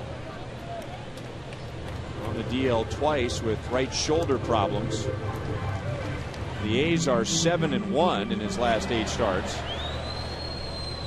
and they've really missed him while he's been on the DL. He has one of the best earned run averages for the A's, 2.68. That is a foul ball, and it's still 2 balls and 2 strikes. McCarthy is on a personal 6-game winning streak for him, and that's the longest of his career. So he's throwing the ball really well, even though he has been limited in action due to that shoulder strain. And if he had the innings to qualify among the league leaders, he would be 5th in the American League with that earned run average.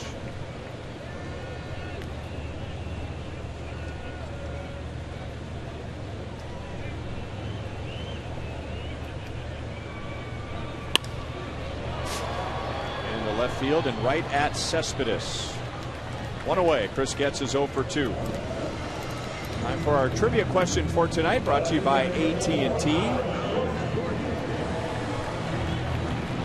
How many of the 6 current major league players from Kansas can you name? 6 current major league players from Kansas. Can you name them? There's one of them. Derek Norris from Goddard. So that's the in the house one.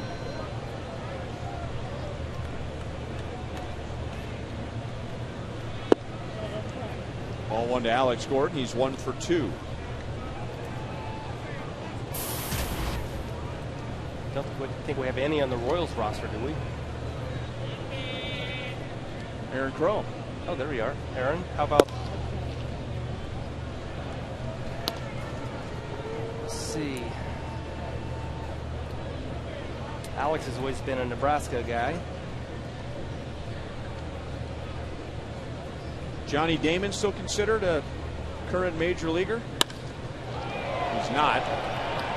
Johnny born in Fort Riley, and he grew up in Florida.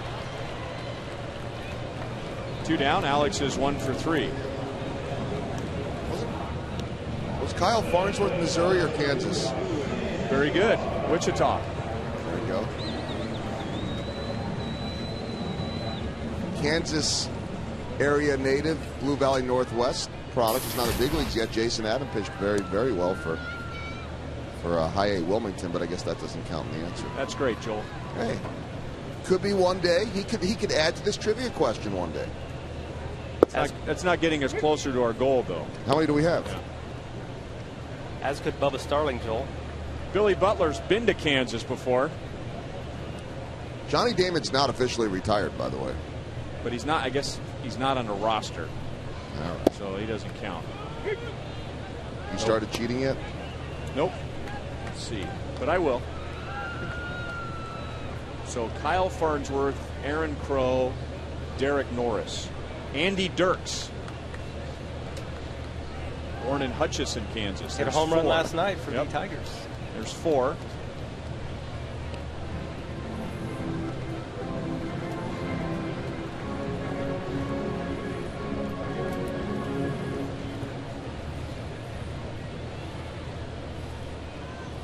All right, we've just been given a hint by producer Joe Livero, a former Oakland A's player that was traded this past offseason. Gio Gonzalez. No. Well, let's see who was traded. Gio Gonzalez, Trevor Cahill was traded. I don't think he's from Kansas. Who else was traded? Oh, I know who. Andrew Bailey. He wasn't from Kansas, was he? No, but it is a reliever that used to pitch for the A's. Oh, Joey Devine. No. Joey Devine is one, though, right?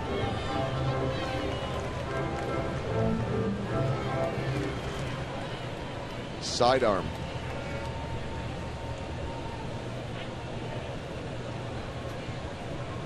Oh, Brad Ziegler. There you go. Base hit into left center for Escobar. He's 1 for 3.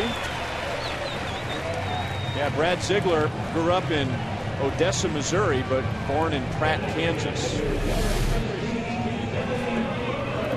Nice stroke, short, compact. Alcides Escobar, line drive. Got to take that. And Ryan, you're going to be mad at the last one. I've already cheated, but I'll get you there with the hint. He's more known for Nebraska than Kansas. Oh, yeah. Brian Dunsing.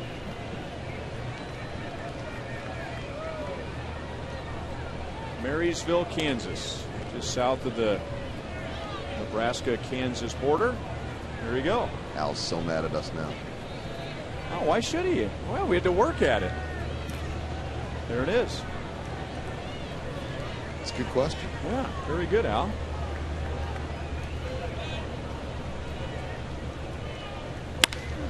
Billy gets it to the left side, so 2 outs and nobody on. The Royals have back-to-back hits.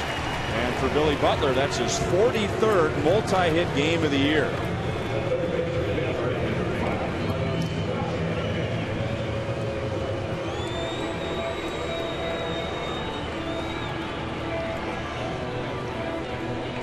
And now a great time for Mike Moustakas to bust out.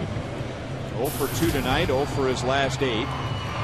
On the last road trip, Sunday in Baltimore, he had been 0 for 10, and he snapped that with a home run.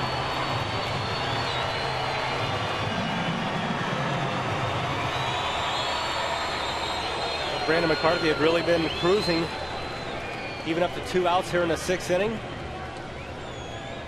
Back-to-back singles. Be nice to see a 2-out rally. Good pitch to lay off of, 0-1.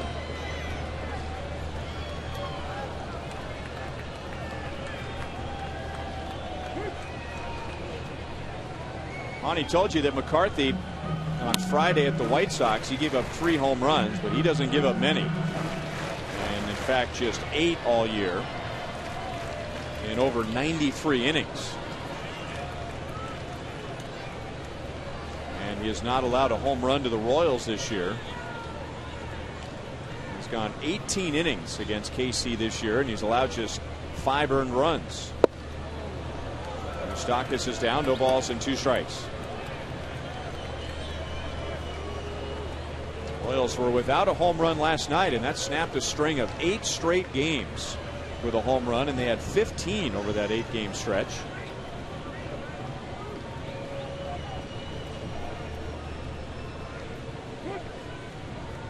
Moustakas will step out for a moment as McCarthy and Norris were trying to get on the same page. Escobar at second, Butler at first, 2 down. Royals haven't scored since scoring the first run of the game back in the bottom of the first.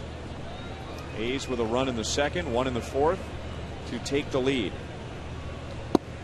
Got him looking at a fastball. And Moustakas was expecting something off speed, and McCarthy got him at the knees, and the Royals strand 2 in the 6th.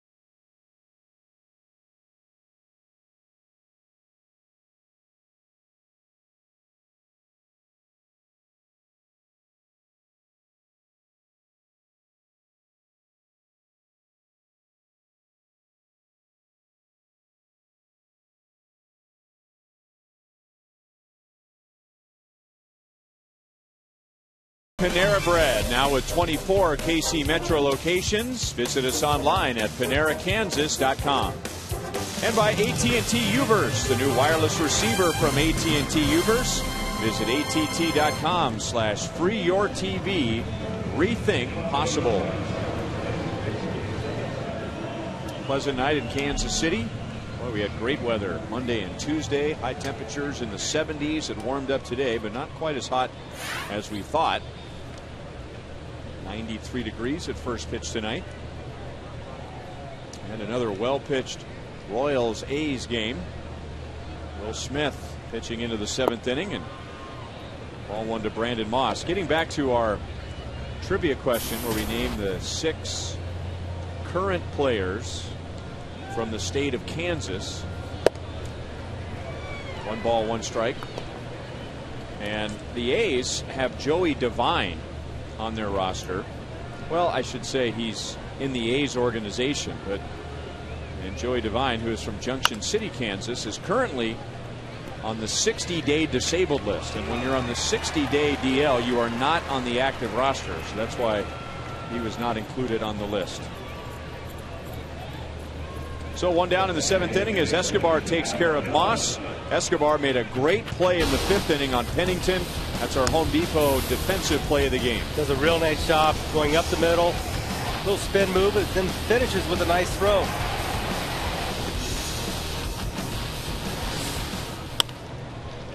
And Escobar to the middle, turns, throws, and it's a strike to Hosmer. And that was not an instant replay.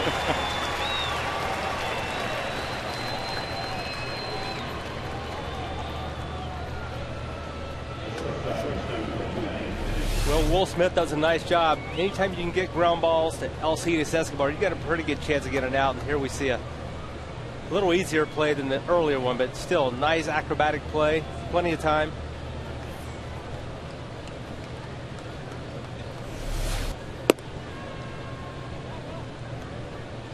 So 4 pitches, 2 outs for Smith, and now Pennington, whom Escobar retired in that fine play in the 5th inning. Hey, Ryan, we had a couple of other really good guesses. A bunch of people tweeting into me. Mike Pelfrey, who pretty much grew up his whole life in Wichita, a New York Mets pitcher, but he was born at an Air Force base in Ohio, so that one is out. And the other one, and we've all always heard about them and talked to them over the years, the LaRoche brothers. But Andy is not on an active roster right now. He was born in Fort Scott, Kansas. Adam LaRoche was born in Orange, California. Ah. So when his dad was pitching in California, that's where he was born, and then they grew up in Fort Scott. Some people may be wondering about John Mayberry Jr., who's on active roster, but I think he was a Missouri kid.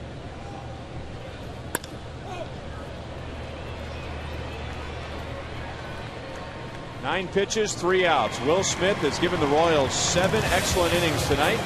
Now the offense needs to get going. Royals are down 2-1.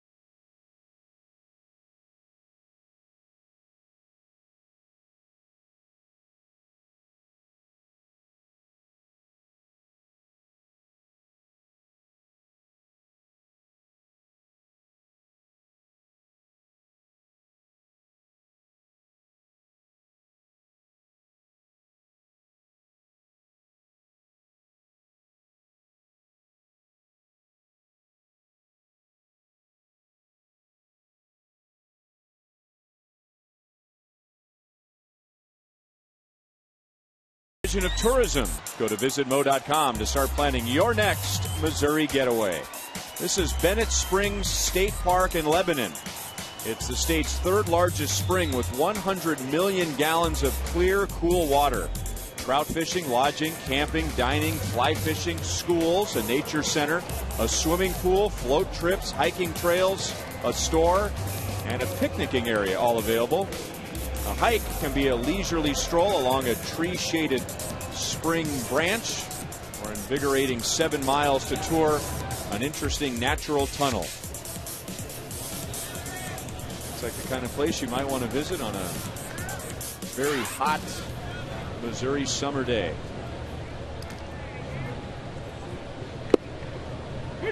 Curveball for a strike from Brandon McCarthy to Salvador Perez. He's 0 for 2. The Royals have 1 run, 5 hits. McCarthy hasn't walked a Royal yet, and he has struck out 4. And now Perez is 0 for 3.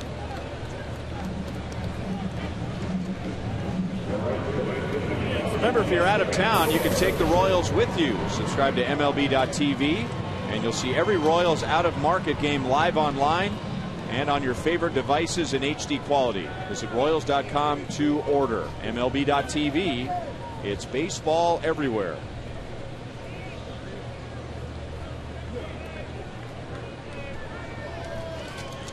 Jeff Francoeur has singled, and he's flied out to right field. Outside, ball 1. You know, it's really a good story the way Brandon McCarthy has been able to hang in there. He was once a big-time pitching prospect in the White Sox organization. Another ground ball to Donaldson. He'll get Frank Poor 2 down. McCarthy taken in the 17th round 10 years ago out of Lamar Community College in Colorado. He was in the big leagues in 05 and looked like a good young arm that was going to be in Chicago for a long time. The White Sox traded him to the Rangers, and they got John Danks in return. And then the injury bug hit McCarthy when he was in Texas. He was there 2006 through 2009. He won 13 games for the Texas Rangers. He was out all of 2010. And now his second year since missing that season, and he's been on the disabled list twice, still having shoulder problems. And he's had to make the transition, as many major league pitchers have had to do because of injury, going from more of a power fly ball pitcher to now a ground ball contact pitcher. He really used a cutter to come in on the lefties and sinks the ball away. Hosmer hits it to the left field corner. It gets behind Cespedes, and Hosmer will stop at second base with a double. So Hosmer struck out his first 2 times. Now he's the tying run at second base with 2 outs. Really good to see Eric Hosmer going the other way with the pitch down and away, outer part of the strike zone. Doesn't need to try to stretch it into third base. Already in scoring position. Goes down nice on that ball. Tough pitch to handle.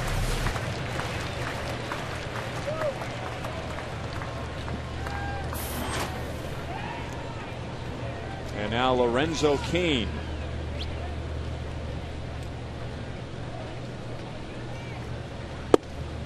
And Lorenzo looking at a curveball for strike 1.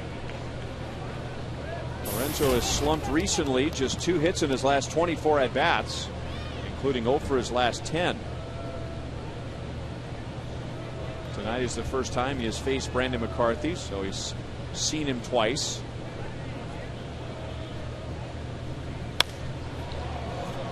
Foul ball, no balls, 2 strikes.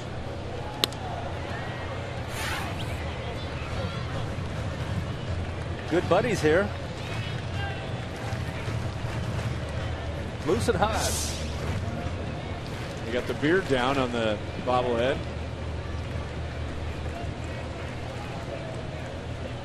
That'll be the giveaway on Saturday night for the Royals and the White Sox.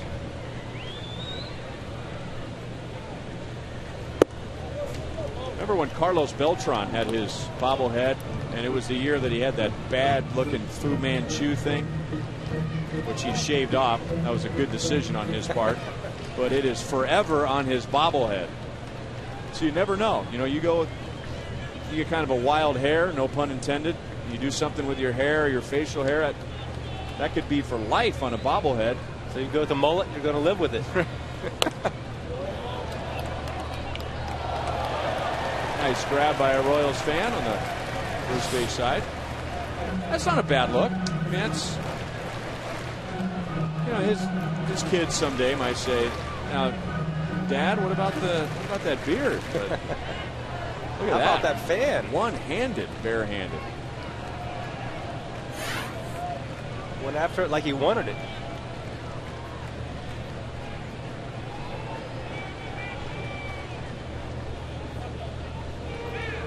A little distracted by Hosmer at second base, so he'll just reset and go through the signs again with Norris.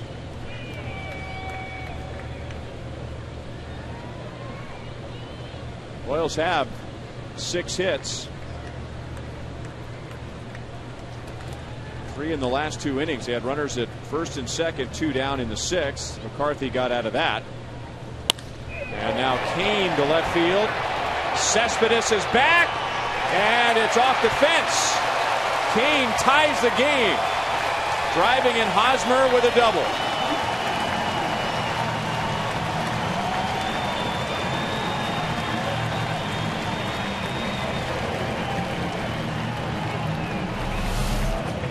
Nice way for Lorenzo Cain to break out of a little mini slump. 94 miles an hour, inside part of the plate. just about out of the ballpark.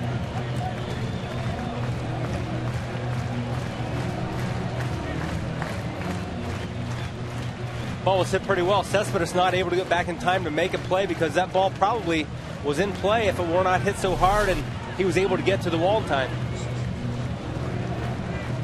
Sean Doolittle, the lefty, is our Chevy call to the bullpen. So he'll come on to face Chris Getz with the go-ahead run at second base, 2 down.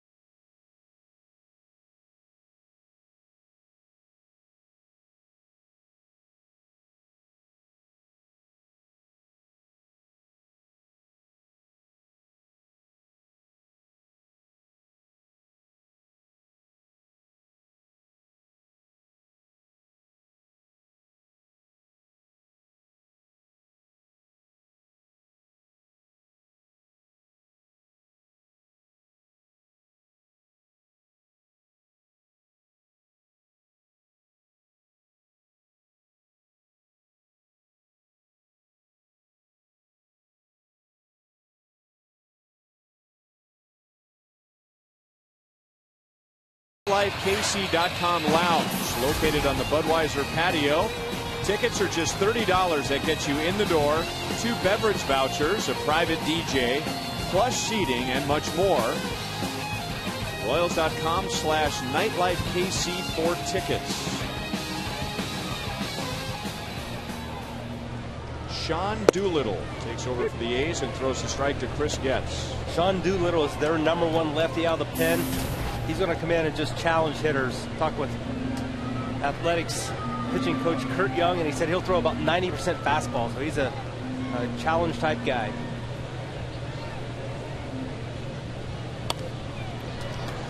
Oh, 2 on Getz, who popped up on a bunt in the 3rd inning and flied to left in the 6th.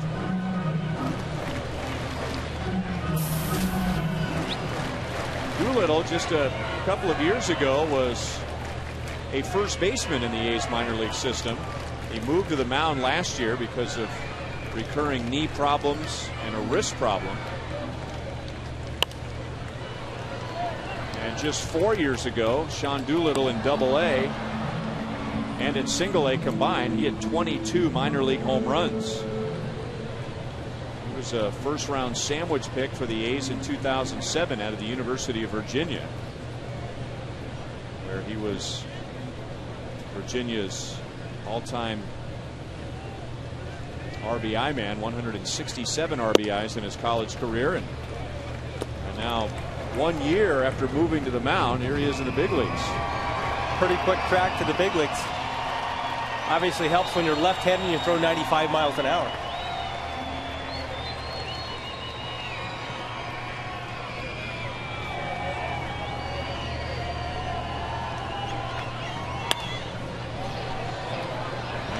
Miles an hour, so he had the arm. Obviously, it's quite an arm for a first baseman. Absolutely, and his pitching coach Kurt Young really likes him a lot. He said he's fearless on the mound. Again, just challenges hitters. He is from New Jersey and was the New Jersey High School Player of the Year in 2004.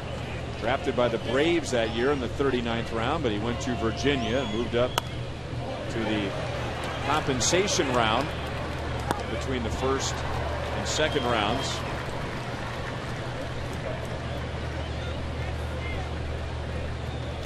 He is one of 4 left-handers the A's have in their bullpen.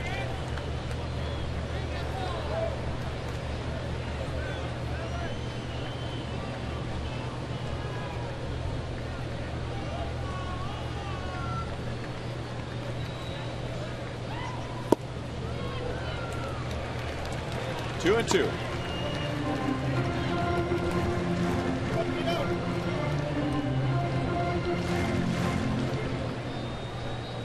It's not the first time he's pitched. He also pitched when he was in high school, and he also pitched when he was at the University of Virginia. So it's one of the reasons why he's made the transition so quickly and so smoothly. And continues to foul balls off to the left side. So with Doolittle throwing in the mid-90s, it's like Chris is trying to go the other way. Well, that's all it's going to take here. 2 outs. Little base hit, drive in Lorenzo Cain. Looks like Will Smith is probably done for the night with Aaron Crow throwing down in the Royals bullpen. So it'd be nice to get Will Smith his first win here at Kauffman Stadium.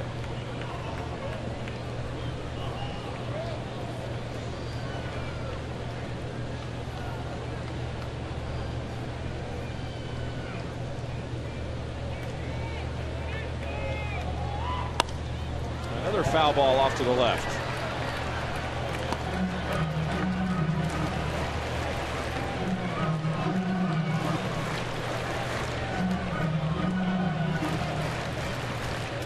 Chris Getz doing a nice job and seeing a lot of pitches from Doolittle here. 9 pitches already.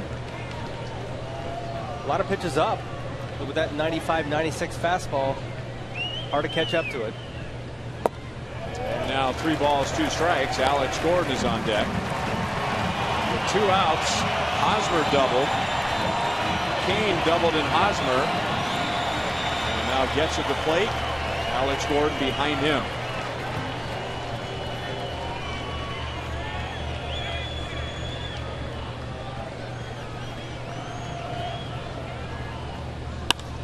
Slash the other way. That is a fair ball. 3 consecutive doubles with 2 outs. And the Royals lead 3-2 in the 7th.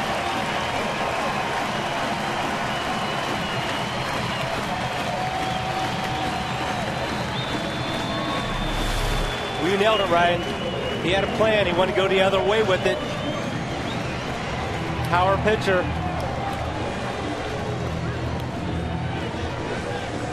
Back-to-back-to-back doubles here with 2 outs. He's going to make Will Smith a very happy guy.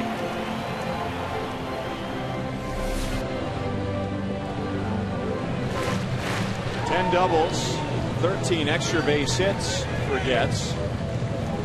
4 more than he had all of last year. And now with excellent speed at second base, another base hit. Should be an easy run, and Doolittle deals with Alex Gordon. The Royals trying to turn tables on the Oakland A's. They've won 11 of their last 13 one-run games. The Royals would love to get one the other way tonight. Ball 1. Alex singled in the first.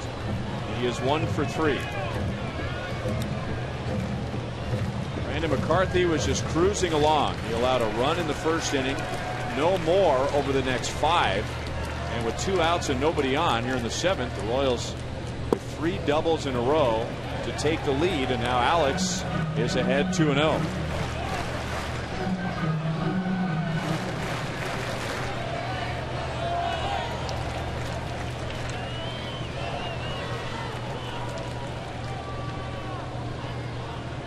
Alex Gordon, no stranger to the doubles department, with 38 to his credit.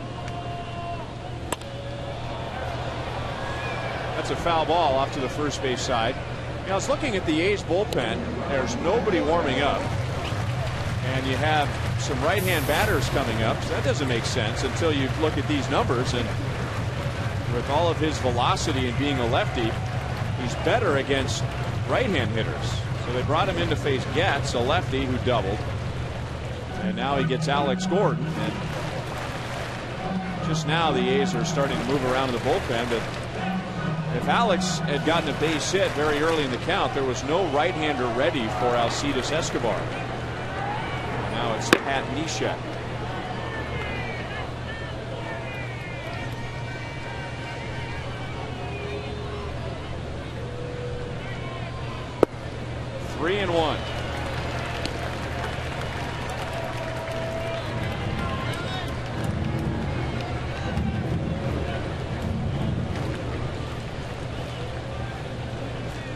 Sean Doolittle, one of 18 rookies that the A's have used this year. Got it in on him. Moss makes the play. The inning is over. The Royals get 2 with 2 outs. 3 consecutive doubles. So Will Smith in line to win his first game at home. The Royals lead 3-2.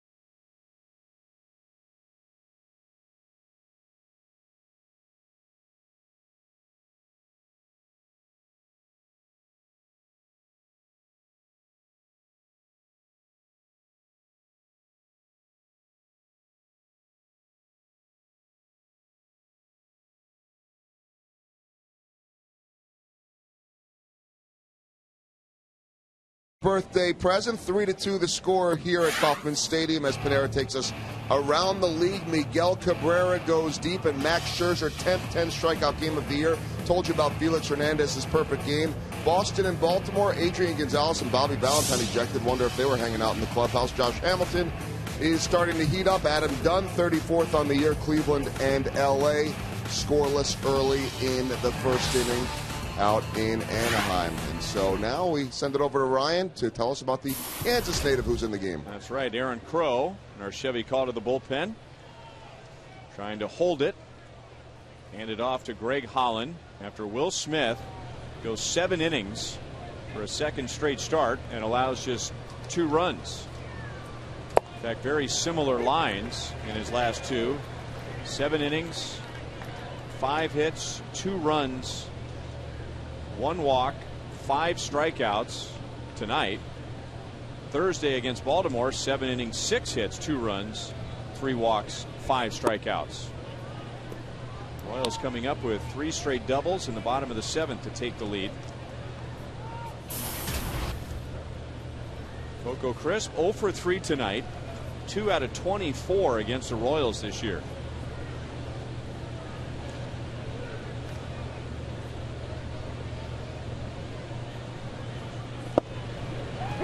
And 2. Royals scored a run in the first. The A's tied it right away in the top of the second. Took the lead on Donaldson's home run in the 4th, and it was 2-1 until 2 outs in the 7th inning when Hosmer doubled, Kane doubled to score Hosmer. That tied it. Getz doubled to score Kane to put the Royals in front. And it's still 1-2 on Coco Crisp. Good to see Aaron Crow get ahead, facing his first batter, and Coco Crisp. Now he has a lot of things he can do with the slider, got the good fastball. First out so important in this situation.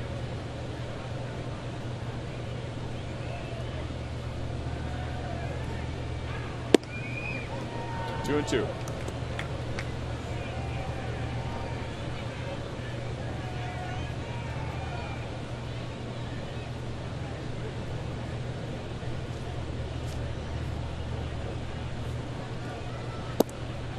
And now 3 balls, 2 strikes. Johnny Gomes is on deck.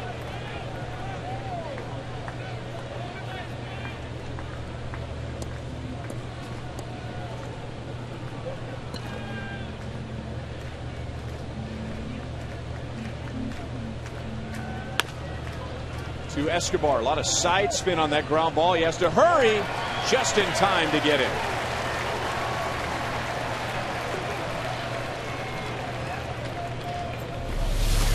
And this was not an automatic out. Where this ball was hit, Alcides Escobar had to really rush the throw to get the Sweetie Cocoa crisp. And it helps to have a 6'4" first baseman who's helping him out with a stretch. Kind of meet it halfway, doesn't he?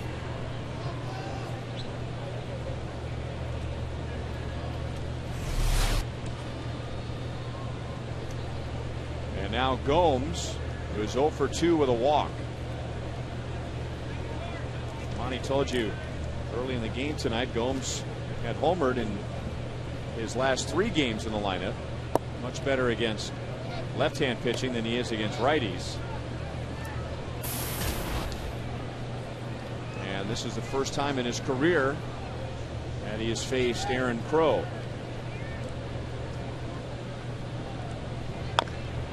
Good pitch in on him. 1 ball, 1 strike.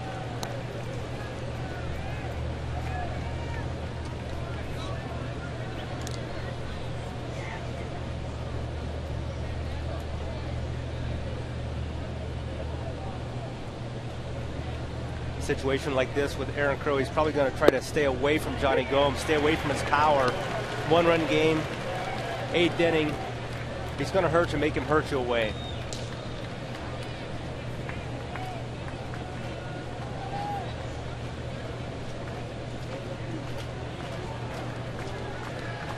Struck him out. Got him with a hard slider, 2 down.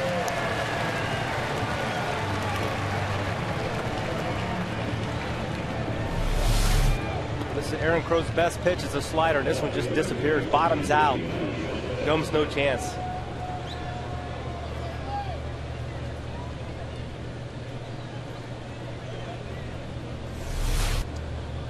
So it's Yoenis Cespedes, 1 for 3 with an infield single.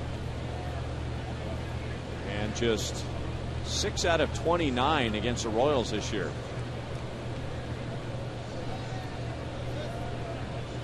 The A's have not scored since Donaldson's home run in the 4th. And Crow got the call, strike 1. Aaron Crow, a lot of confidence in that slider. First pitch, throws a strike with it. That's not his good one. That's one he'll use to get ahead. There's the good one.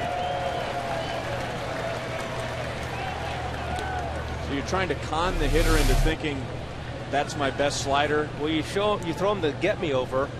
Good hitters aren't going to get themselves out on that first pitch breaking ball. Then you throw the good one when it finishes off the plate. And so they recognize the spin on the second one, but that one doesn't just float in for a strike like the previous pitch did. It finishes off the plate.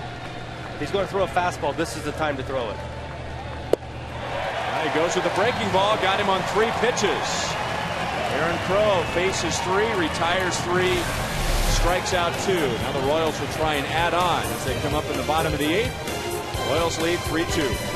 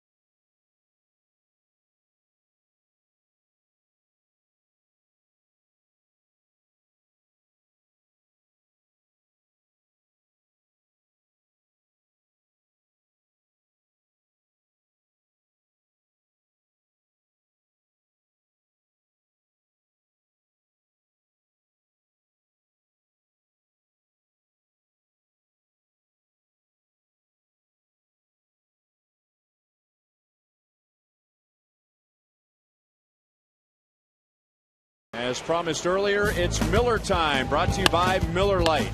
Going back to the 7th inning, Eric Hosmer, 2 quick outs, then a double. Then Lorenzo Cain comes out of a 2 for 24 with an RBI double of his own. And then here comes Chris Getz. He's going to join the doubles party with his double, making 3 consecutive doubles for the Royals, 2 runs.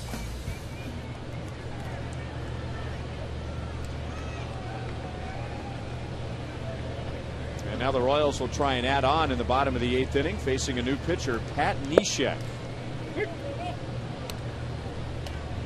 Royals have seen Neshek with Minnesota. He was with the Twins 2006, 2007, 2008, and was out of all of 2009 as he had Tommy John surgery on his right elbow, then came back with the Twins in 2010. Pitched with the Padres last year. Now this is his 6th appearance with the A's. Neshek will not overpower, but he's got a very unorthodox delivery. Comes down from not all the way sidearm, but he comes from down under. Mix in a slider, got a change up. It's an interesting story behind that delivery. He was a very good high school pitcher on his way to Butler University. And in his last high school game, he was hit on the right arm by a line drive. So he reports to Butler, but his arm was still hurting. And so he just had to find an arm angle that didn't hurt. And he came up with a unique one where, you know, it's interesting because it looks like he's going to bend at the waist and come down sidearm. So he kind of leans at an angle, but then he comes back over the top. Yeah, it reminds me a lot of the way Dan Quisenberry used to lean sideways, but Quiz would go literally from down under. And his delivery is not quite down under like that. It's just really kind of like from the side. Look out. Oh, man.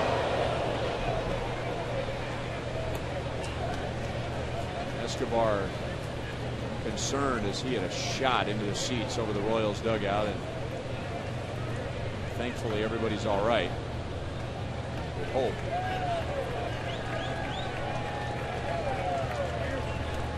Now, Alcides, yeah. That's a heart stopper when you see a ball go into the seats. I mean, you could put a Gold Glove infielder in those seats behind the dugout, and he'd have a tough time making that play. Escobar going to try for 2 on Rosales, and the throw is wild, backed up by Donaldson. So aggressive base running, and Escobar ends up at second base to lead off the 8th inning, his 2nd hit of the game.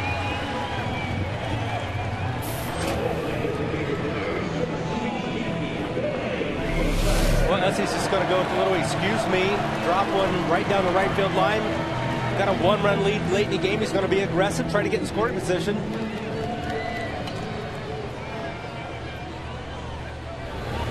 Really wasn't running too hard out of the box, but once he sees the ball's going to stay fair and drop, he's going to give it a shot.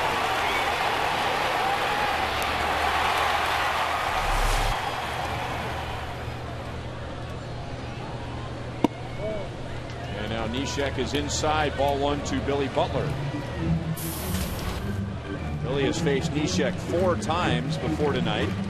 He has 2 hits. One of those hits was a double, and he has 2 hits tonight for his 43rd multi-hit game of the year. That's in the top 4 in the American League. A little bit inside. 2 balls and no strikes.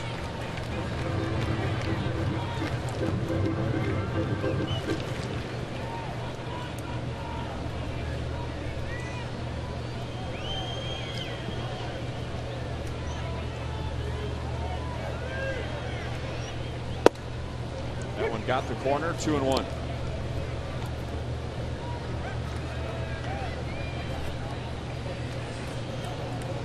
Royals were down 2-1 with 2 outs and nobody on in the 7th inning, and having a bad time tonight against Brandon McCarthy. But Hosmer doubled, Cain doubled, Getz doubled. Just like that, the Royals were in front 3-2.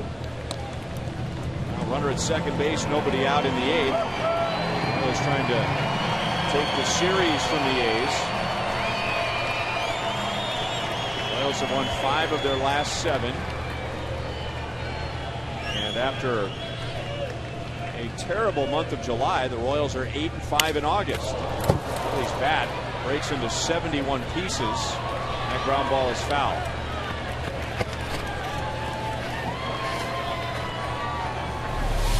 I think Billy had a pitch he thought he might be able to handle, but that ball just tails right on in on his hands. There were pieces going in every direction. He's only left with the old toothpick.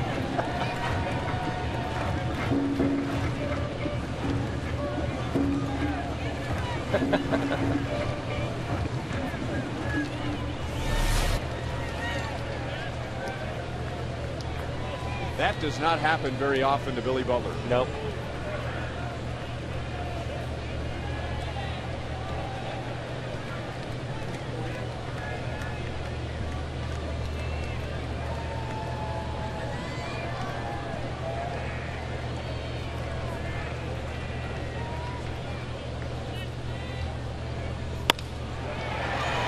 To Pennington, so Escobar is back to second base, and there is one out in the 8th. The NFL is back, and Fox's preseason coverage begins tomorrow as the Bengals take on the Falcons. Then on Friday, the Lions head to Baltimore to square off against the Ravens. Coverage of both games begins at 7 p.m. only on Fox.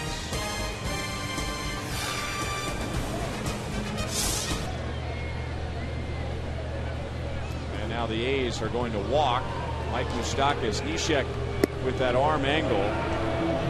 It's very difficult for a right-hand batter, but the left-hand batters get a good look at it. So Moustakas will be put on. That sets up a double play and sets up Neshek and Salvador Perez.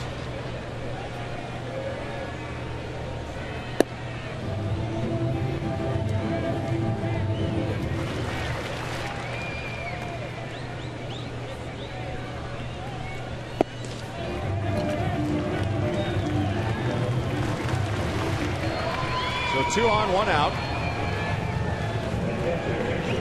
And Perez will face Neshek for the first time. Sal 0 for 3 tonight with 3 ground balls. And he grounded into a double play in the 4th inning, and that's what the A's have in mind right here.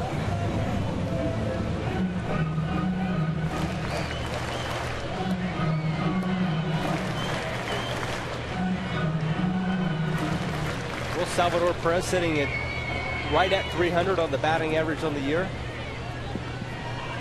Look for a base hit here to drive in a run, little insurance to keep that average over 300. On the corner, strike 1.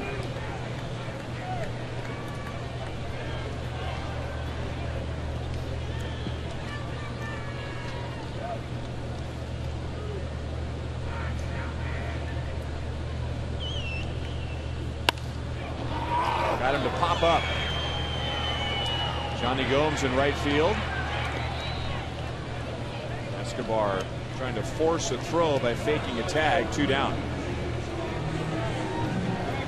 And now it's Neshek and Jeff Francoeur.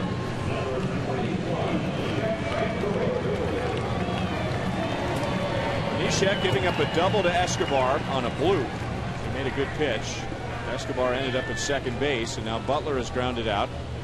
An intentional walk to Moustakas and a fly out from Perez. Francoeur 1 for 3 tonight. He was 1 for 3 last night. And he is 0 for 2 against Neshek as Escobar takes off for third. And Norris's throw is not in time. It's always a risky play with 2 outs. You don't want to make the last out at third base, but Norris really hasn't thrown the ball great tonight, and maybe trying to see if Escobar could get a wild throw into left field. Well, he's going to steal that one off Neshek. Not paying a lot of attention to him at second base.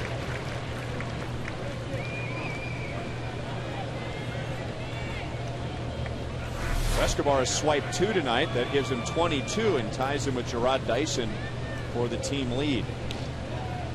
Runners at first and third. 1-0 on Francoeur.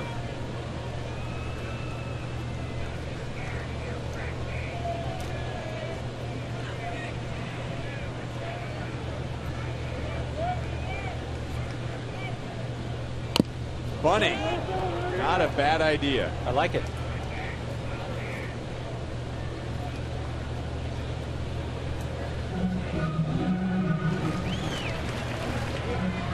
Kevin Seitzer has any problem with that. Look how deep Donaldson was at third. Right, Donaldson way back at third base. If he's able to get that ball fair on the left side of the infield, he's got a base hit. Donaldson stays back, so that didn't bother him. Do it again.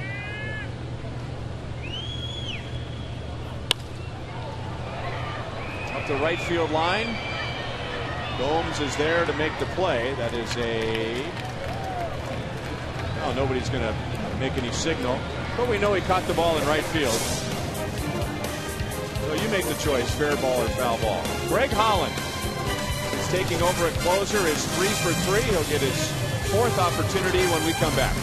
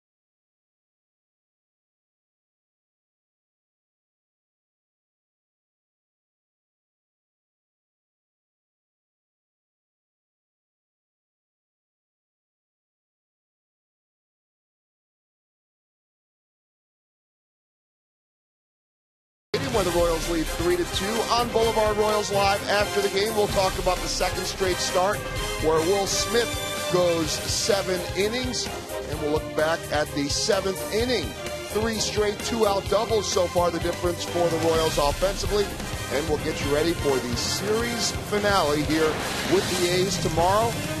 Daniel Straley taking on Luke Hochevar, and Straley has got a little something in common, Ryan, with the guy sitting next to you. He does, and he wears green, which is the same colors he wore in, let's go Marshall. In college at Marshall University. All right. So your loyalties will be divided tomorrow? Not that much. Greg Holland, now he's 3 out of 5 in save opportunities, but the blown saves came in innings other than the 9th. That was before he was closer. 3 for 3 since Jonathan Broxton was traded. You'll get Chris Carter, the A's number 4 hitter tonight, Derek Norris, and Josh Donaldson. The A's have 1 hit, a single, since the 4th inning.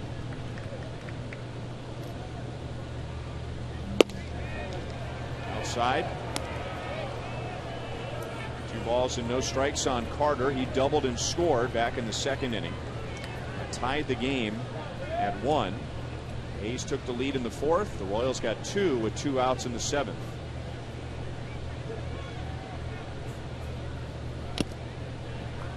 Two and 1. Chris Carter may have done a little favor for Greg Holland there. A pitch looked like it may have been off the plate.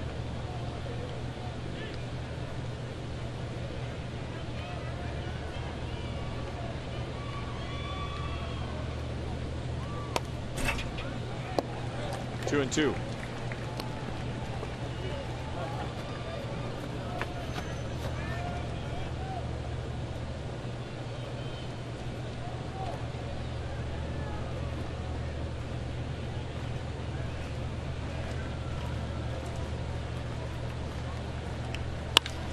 And over Escobar and into left field, so the tying run is on with nobody out. Now let's see if the A's might run for Carter. they will. It'll be Jemile Weeks. Our AT&T Uverse reverse replays. Well, City's doing a little bit of everything, getting going early. A couple stolen bases, scores a run early. The Royals' first run of the game. Also with the glove, a couple nice plays, spinning moves. Real nice night for Alcides Escobar.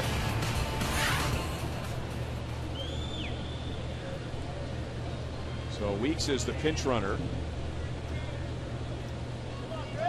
He has 15 stolen bases this year.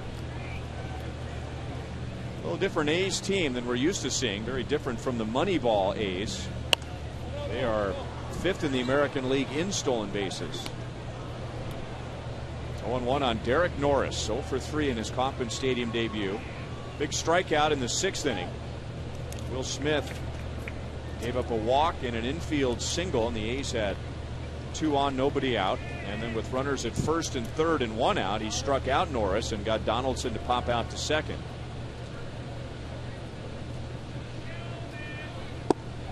Oh, and 2.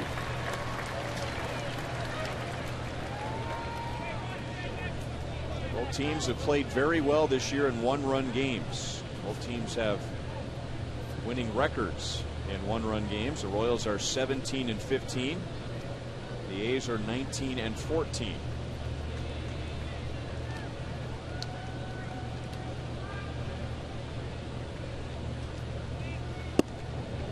One and 2.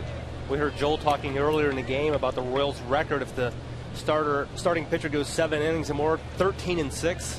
If Greg Holland is able to close this out, it'd be nice to put a 14-6, nice record. And tonight, Will Smith giving up just 2 runs in his 7 innings. Aaron Crow, an excellent 8. A couple of strikeouts, and now Holland trying to work around a leadoff single in the 9th. And it's still 1 and 2 on Norris. Greg Holland made his big league debut against the A's back in August of 2010. So almost exactly 2 years ago. It's a great story. He was all amped up. He was walking guys. He got himself into a mess. Bases were loaded with 1 out. Ned Yost went out to the mound and said, "You got yourself in quite a mess here, young man, don't you?" "Yes, sir." "Well, why don't you just get yourself a ground ball and a double play and get out of this?" It's a strikeout of Derek Norris.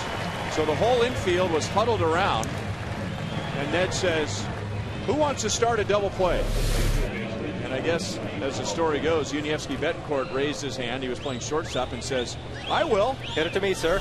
And so Ned says, "Okay, let's just make a good pitch down and away." I believe Kurt Suzuki was the hitter. Let's make a good pitch down and away. Suzuki's going to hook it to Uni.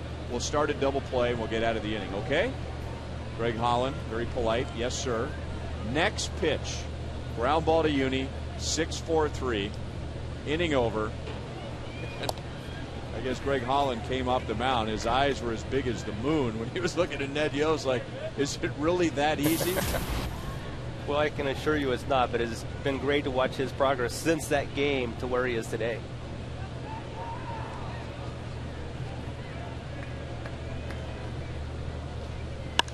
Donaldson pops it up.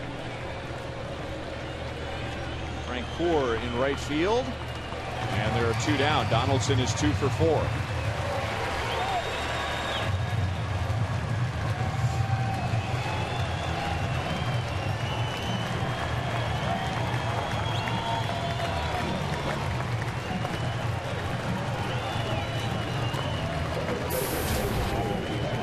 Now Brandon Moss, good power.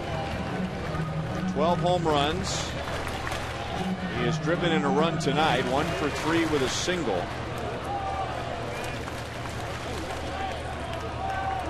And if you're wondering about Greg Holland and Brandon Moss, this would be their first matchup. Batting with Weeks at first, 2 down. 0-1. I've noticed that Greg Holland's velocity seems to have really gone up a couple miles an hour since he's been named the Royals closer. Now he's up in that 98 range. I don't remember seeing him in that range earlier in the year. Adrenaline because of the promotion? I think so.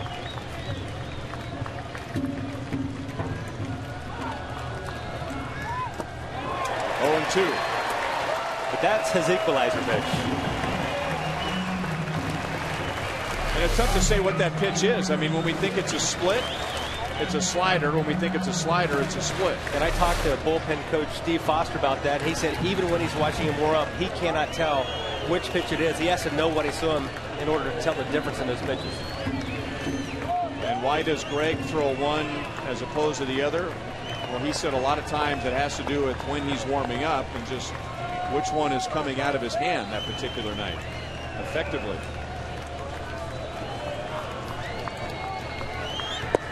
One ball, 2 strikes.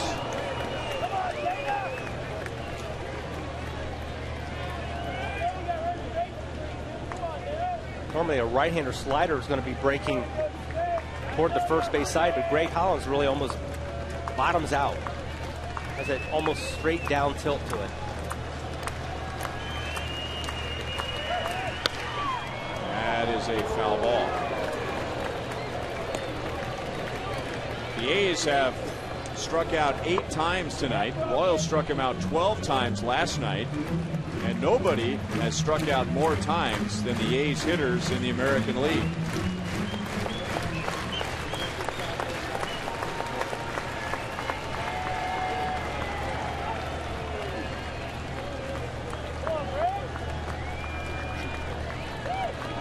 Carter opened the inning with a single. Weeks is running for him. Norris struck out. Donaldson flied to right. And now Holland to Brandon Moss. And we'll do it again at 1 ball, 2 strikes.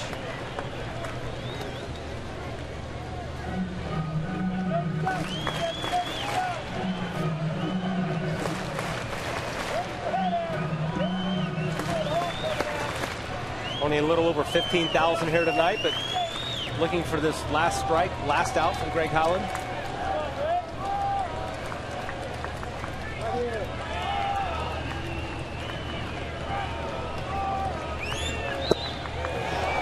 Two. And again, 98 miles an hour. Holland pitched last night in a non-save situation, a 5-0 game. And he retired Weeks, Reddick, and Cespedes. If Moss reaches, Josh Reddick has moved to the on-deck circle for the A's. Jamiel Weeks took off and realized he was leaving too soon, so he hit the brakes. Thought he had Greg Holland timed. There's Reddick, who leads the A's with 25 home runs. He was not in the lineup. He was scratched. He has an issue with a tooth, which was extracted on Monday. Swing and a miss. Tagged out. And the Royals take game 2. So they win the series from the A's. Eric Hosmer got a rally started with 2 outs. And nobody on in the 7th inning. The Royals putting together 3 consecutive doubles in a 2-run 7th. And they win another 1-run game. That is their 18 and 15 in 1-run games. Will Smith wins for the first time at home with 7 excellent innings. Chris Getz put the Royals in front with the 3rd of those 3 consecutive doubles. And it's another low-scoring Royals-A's game.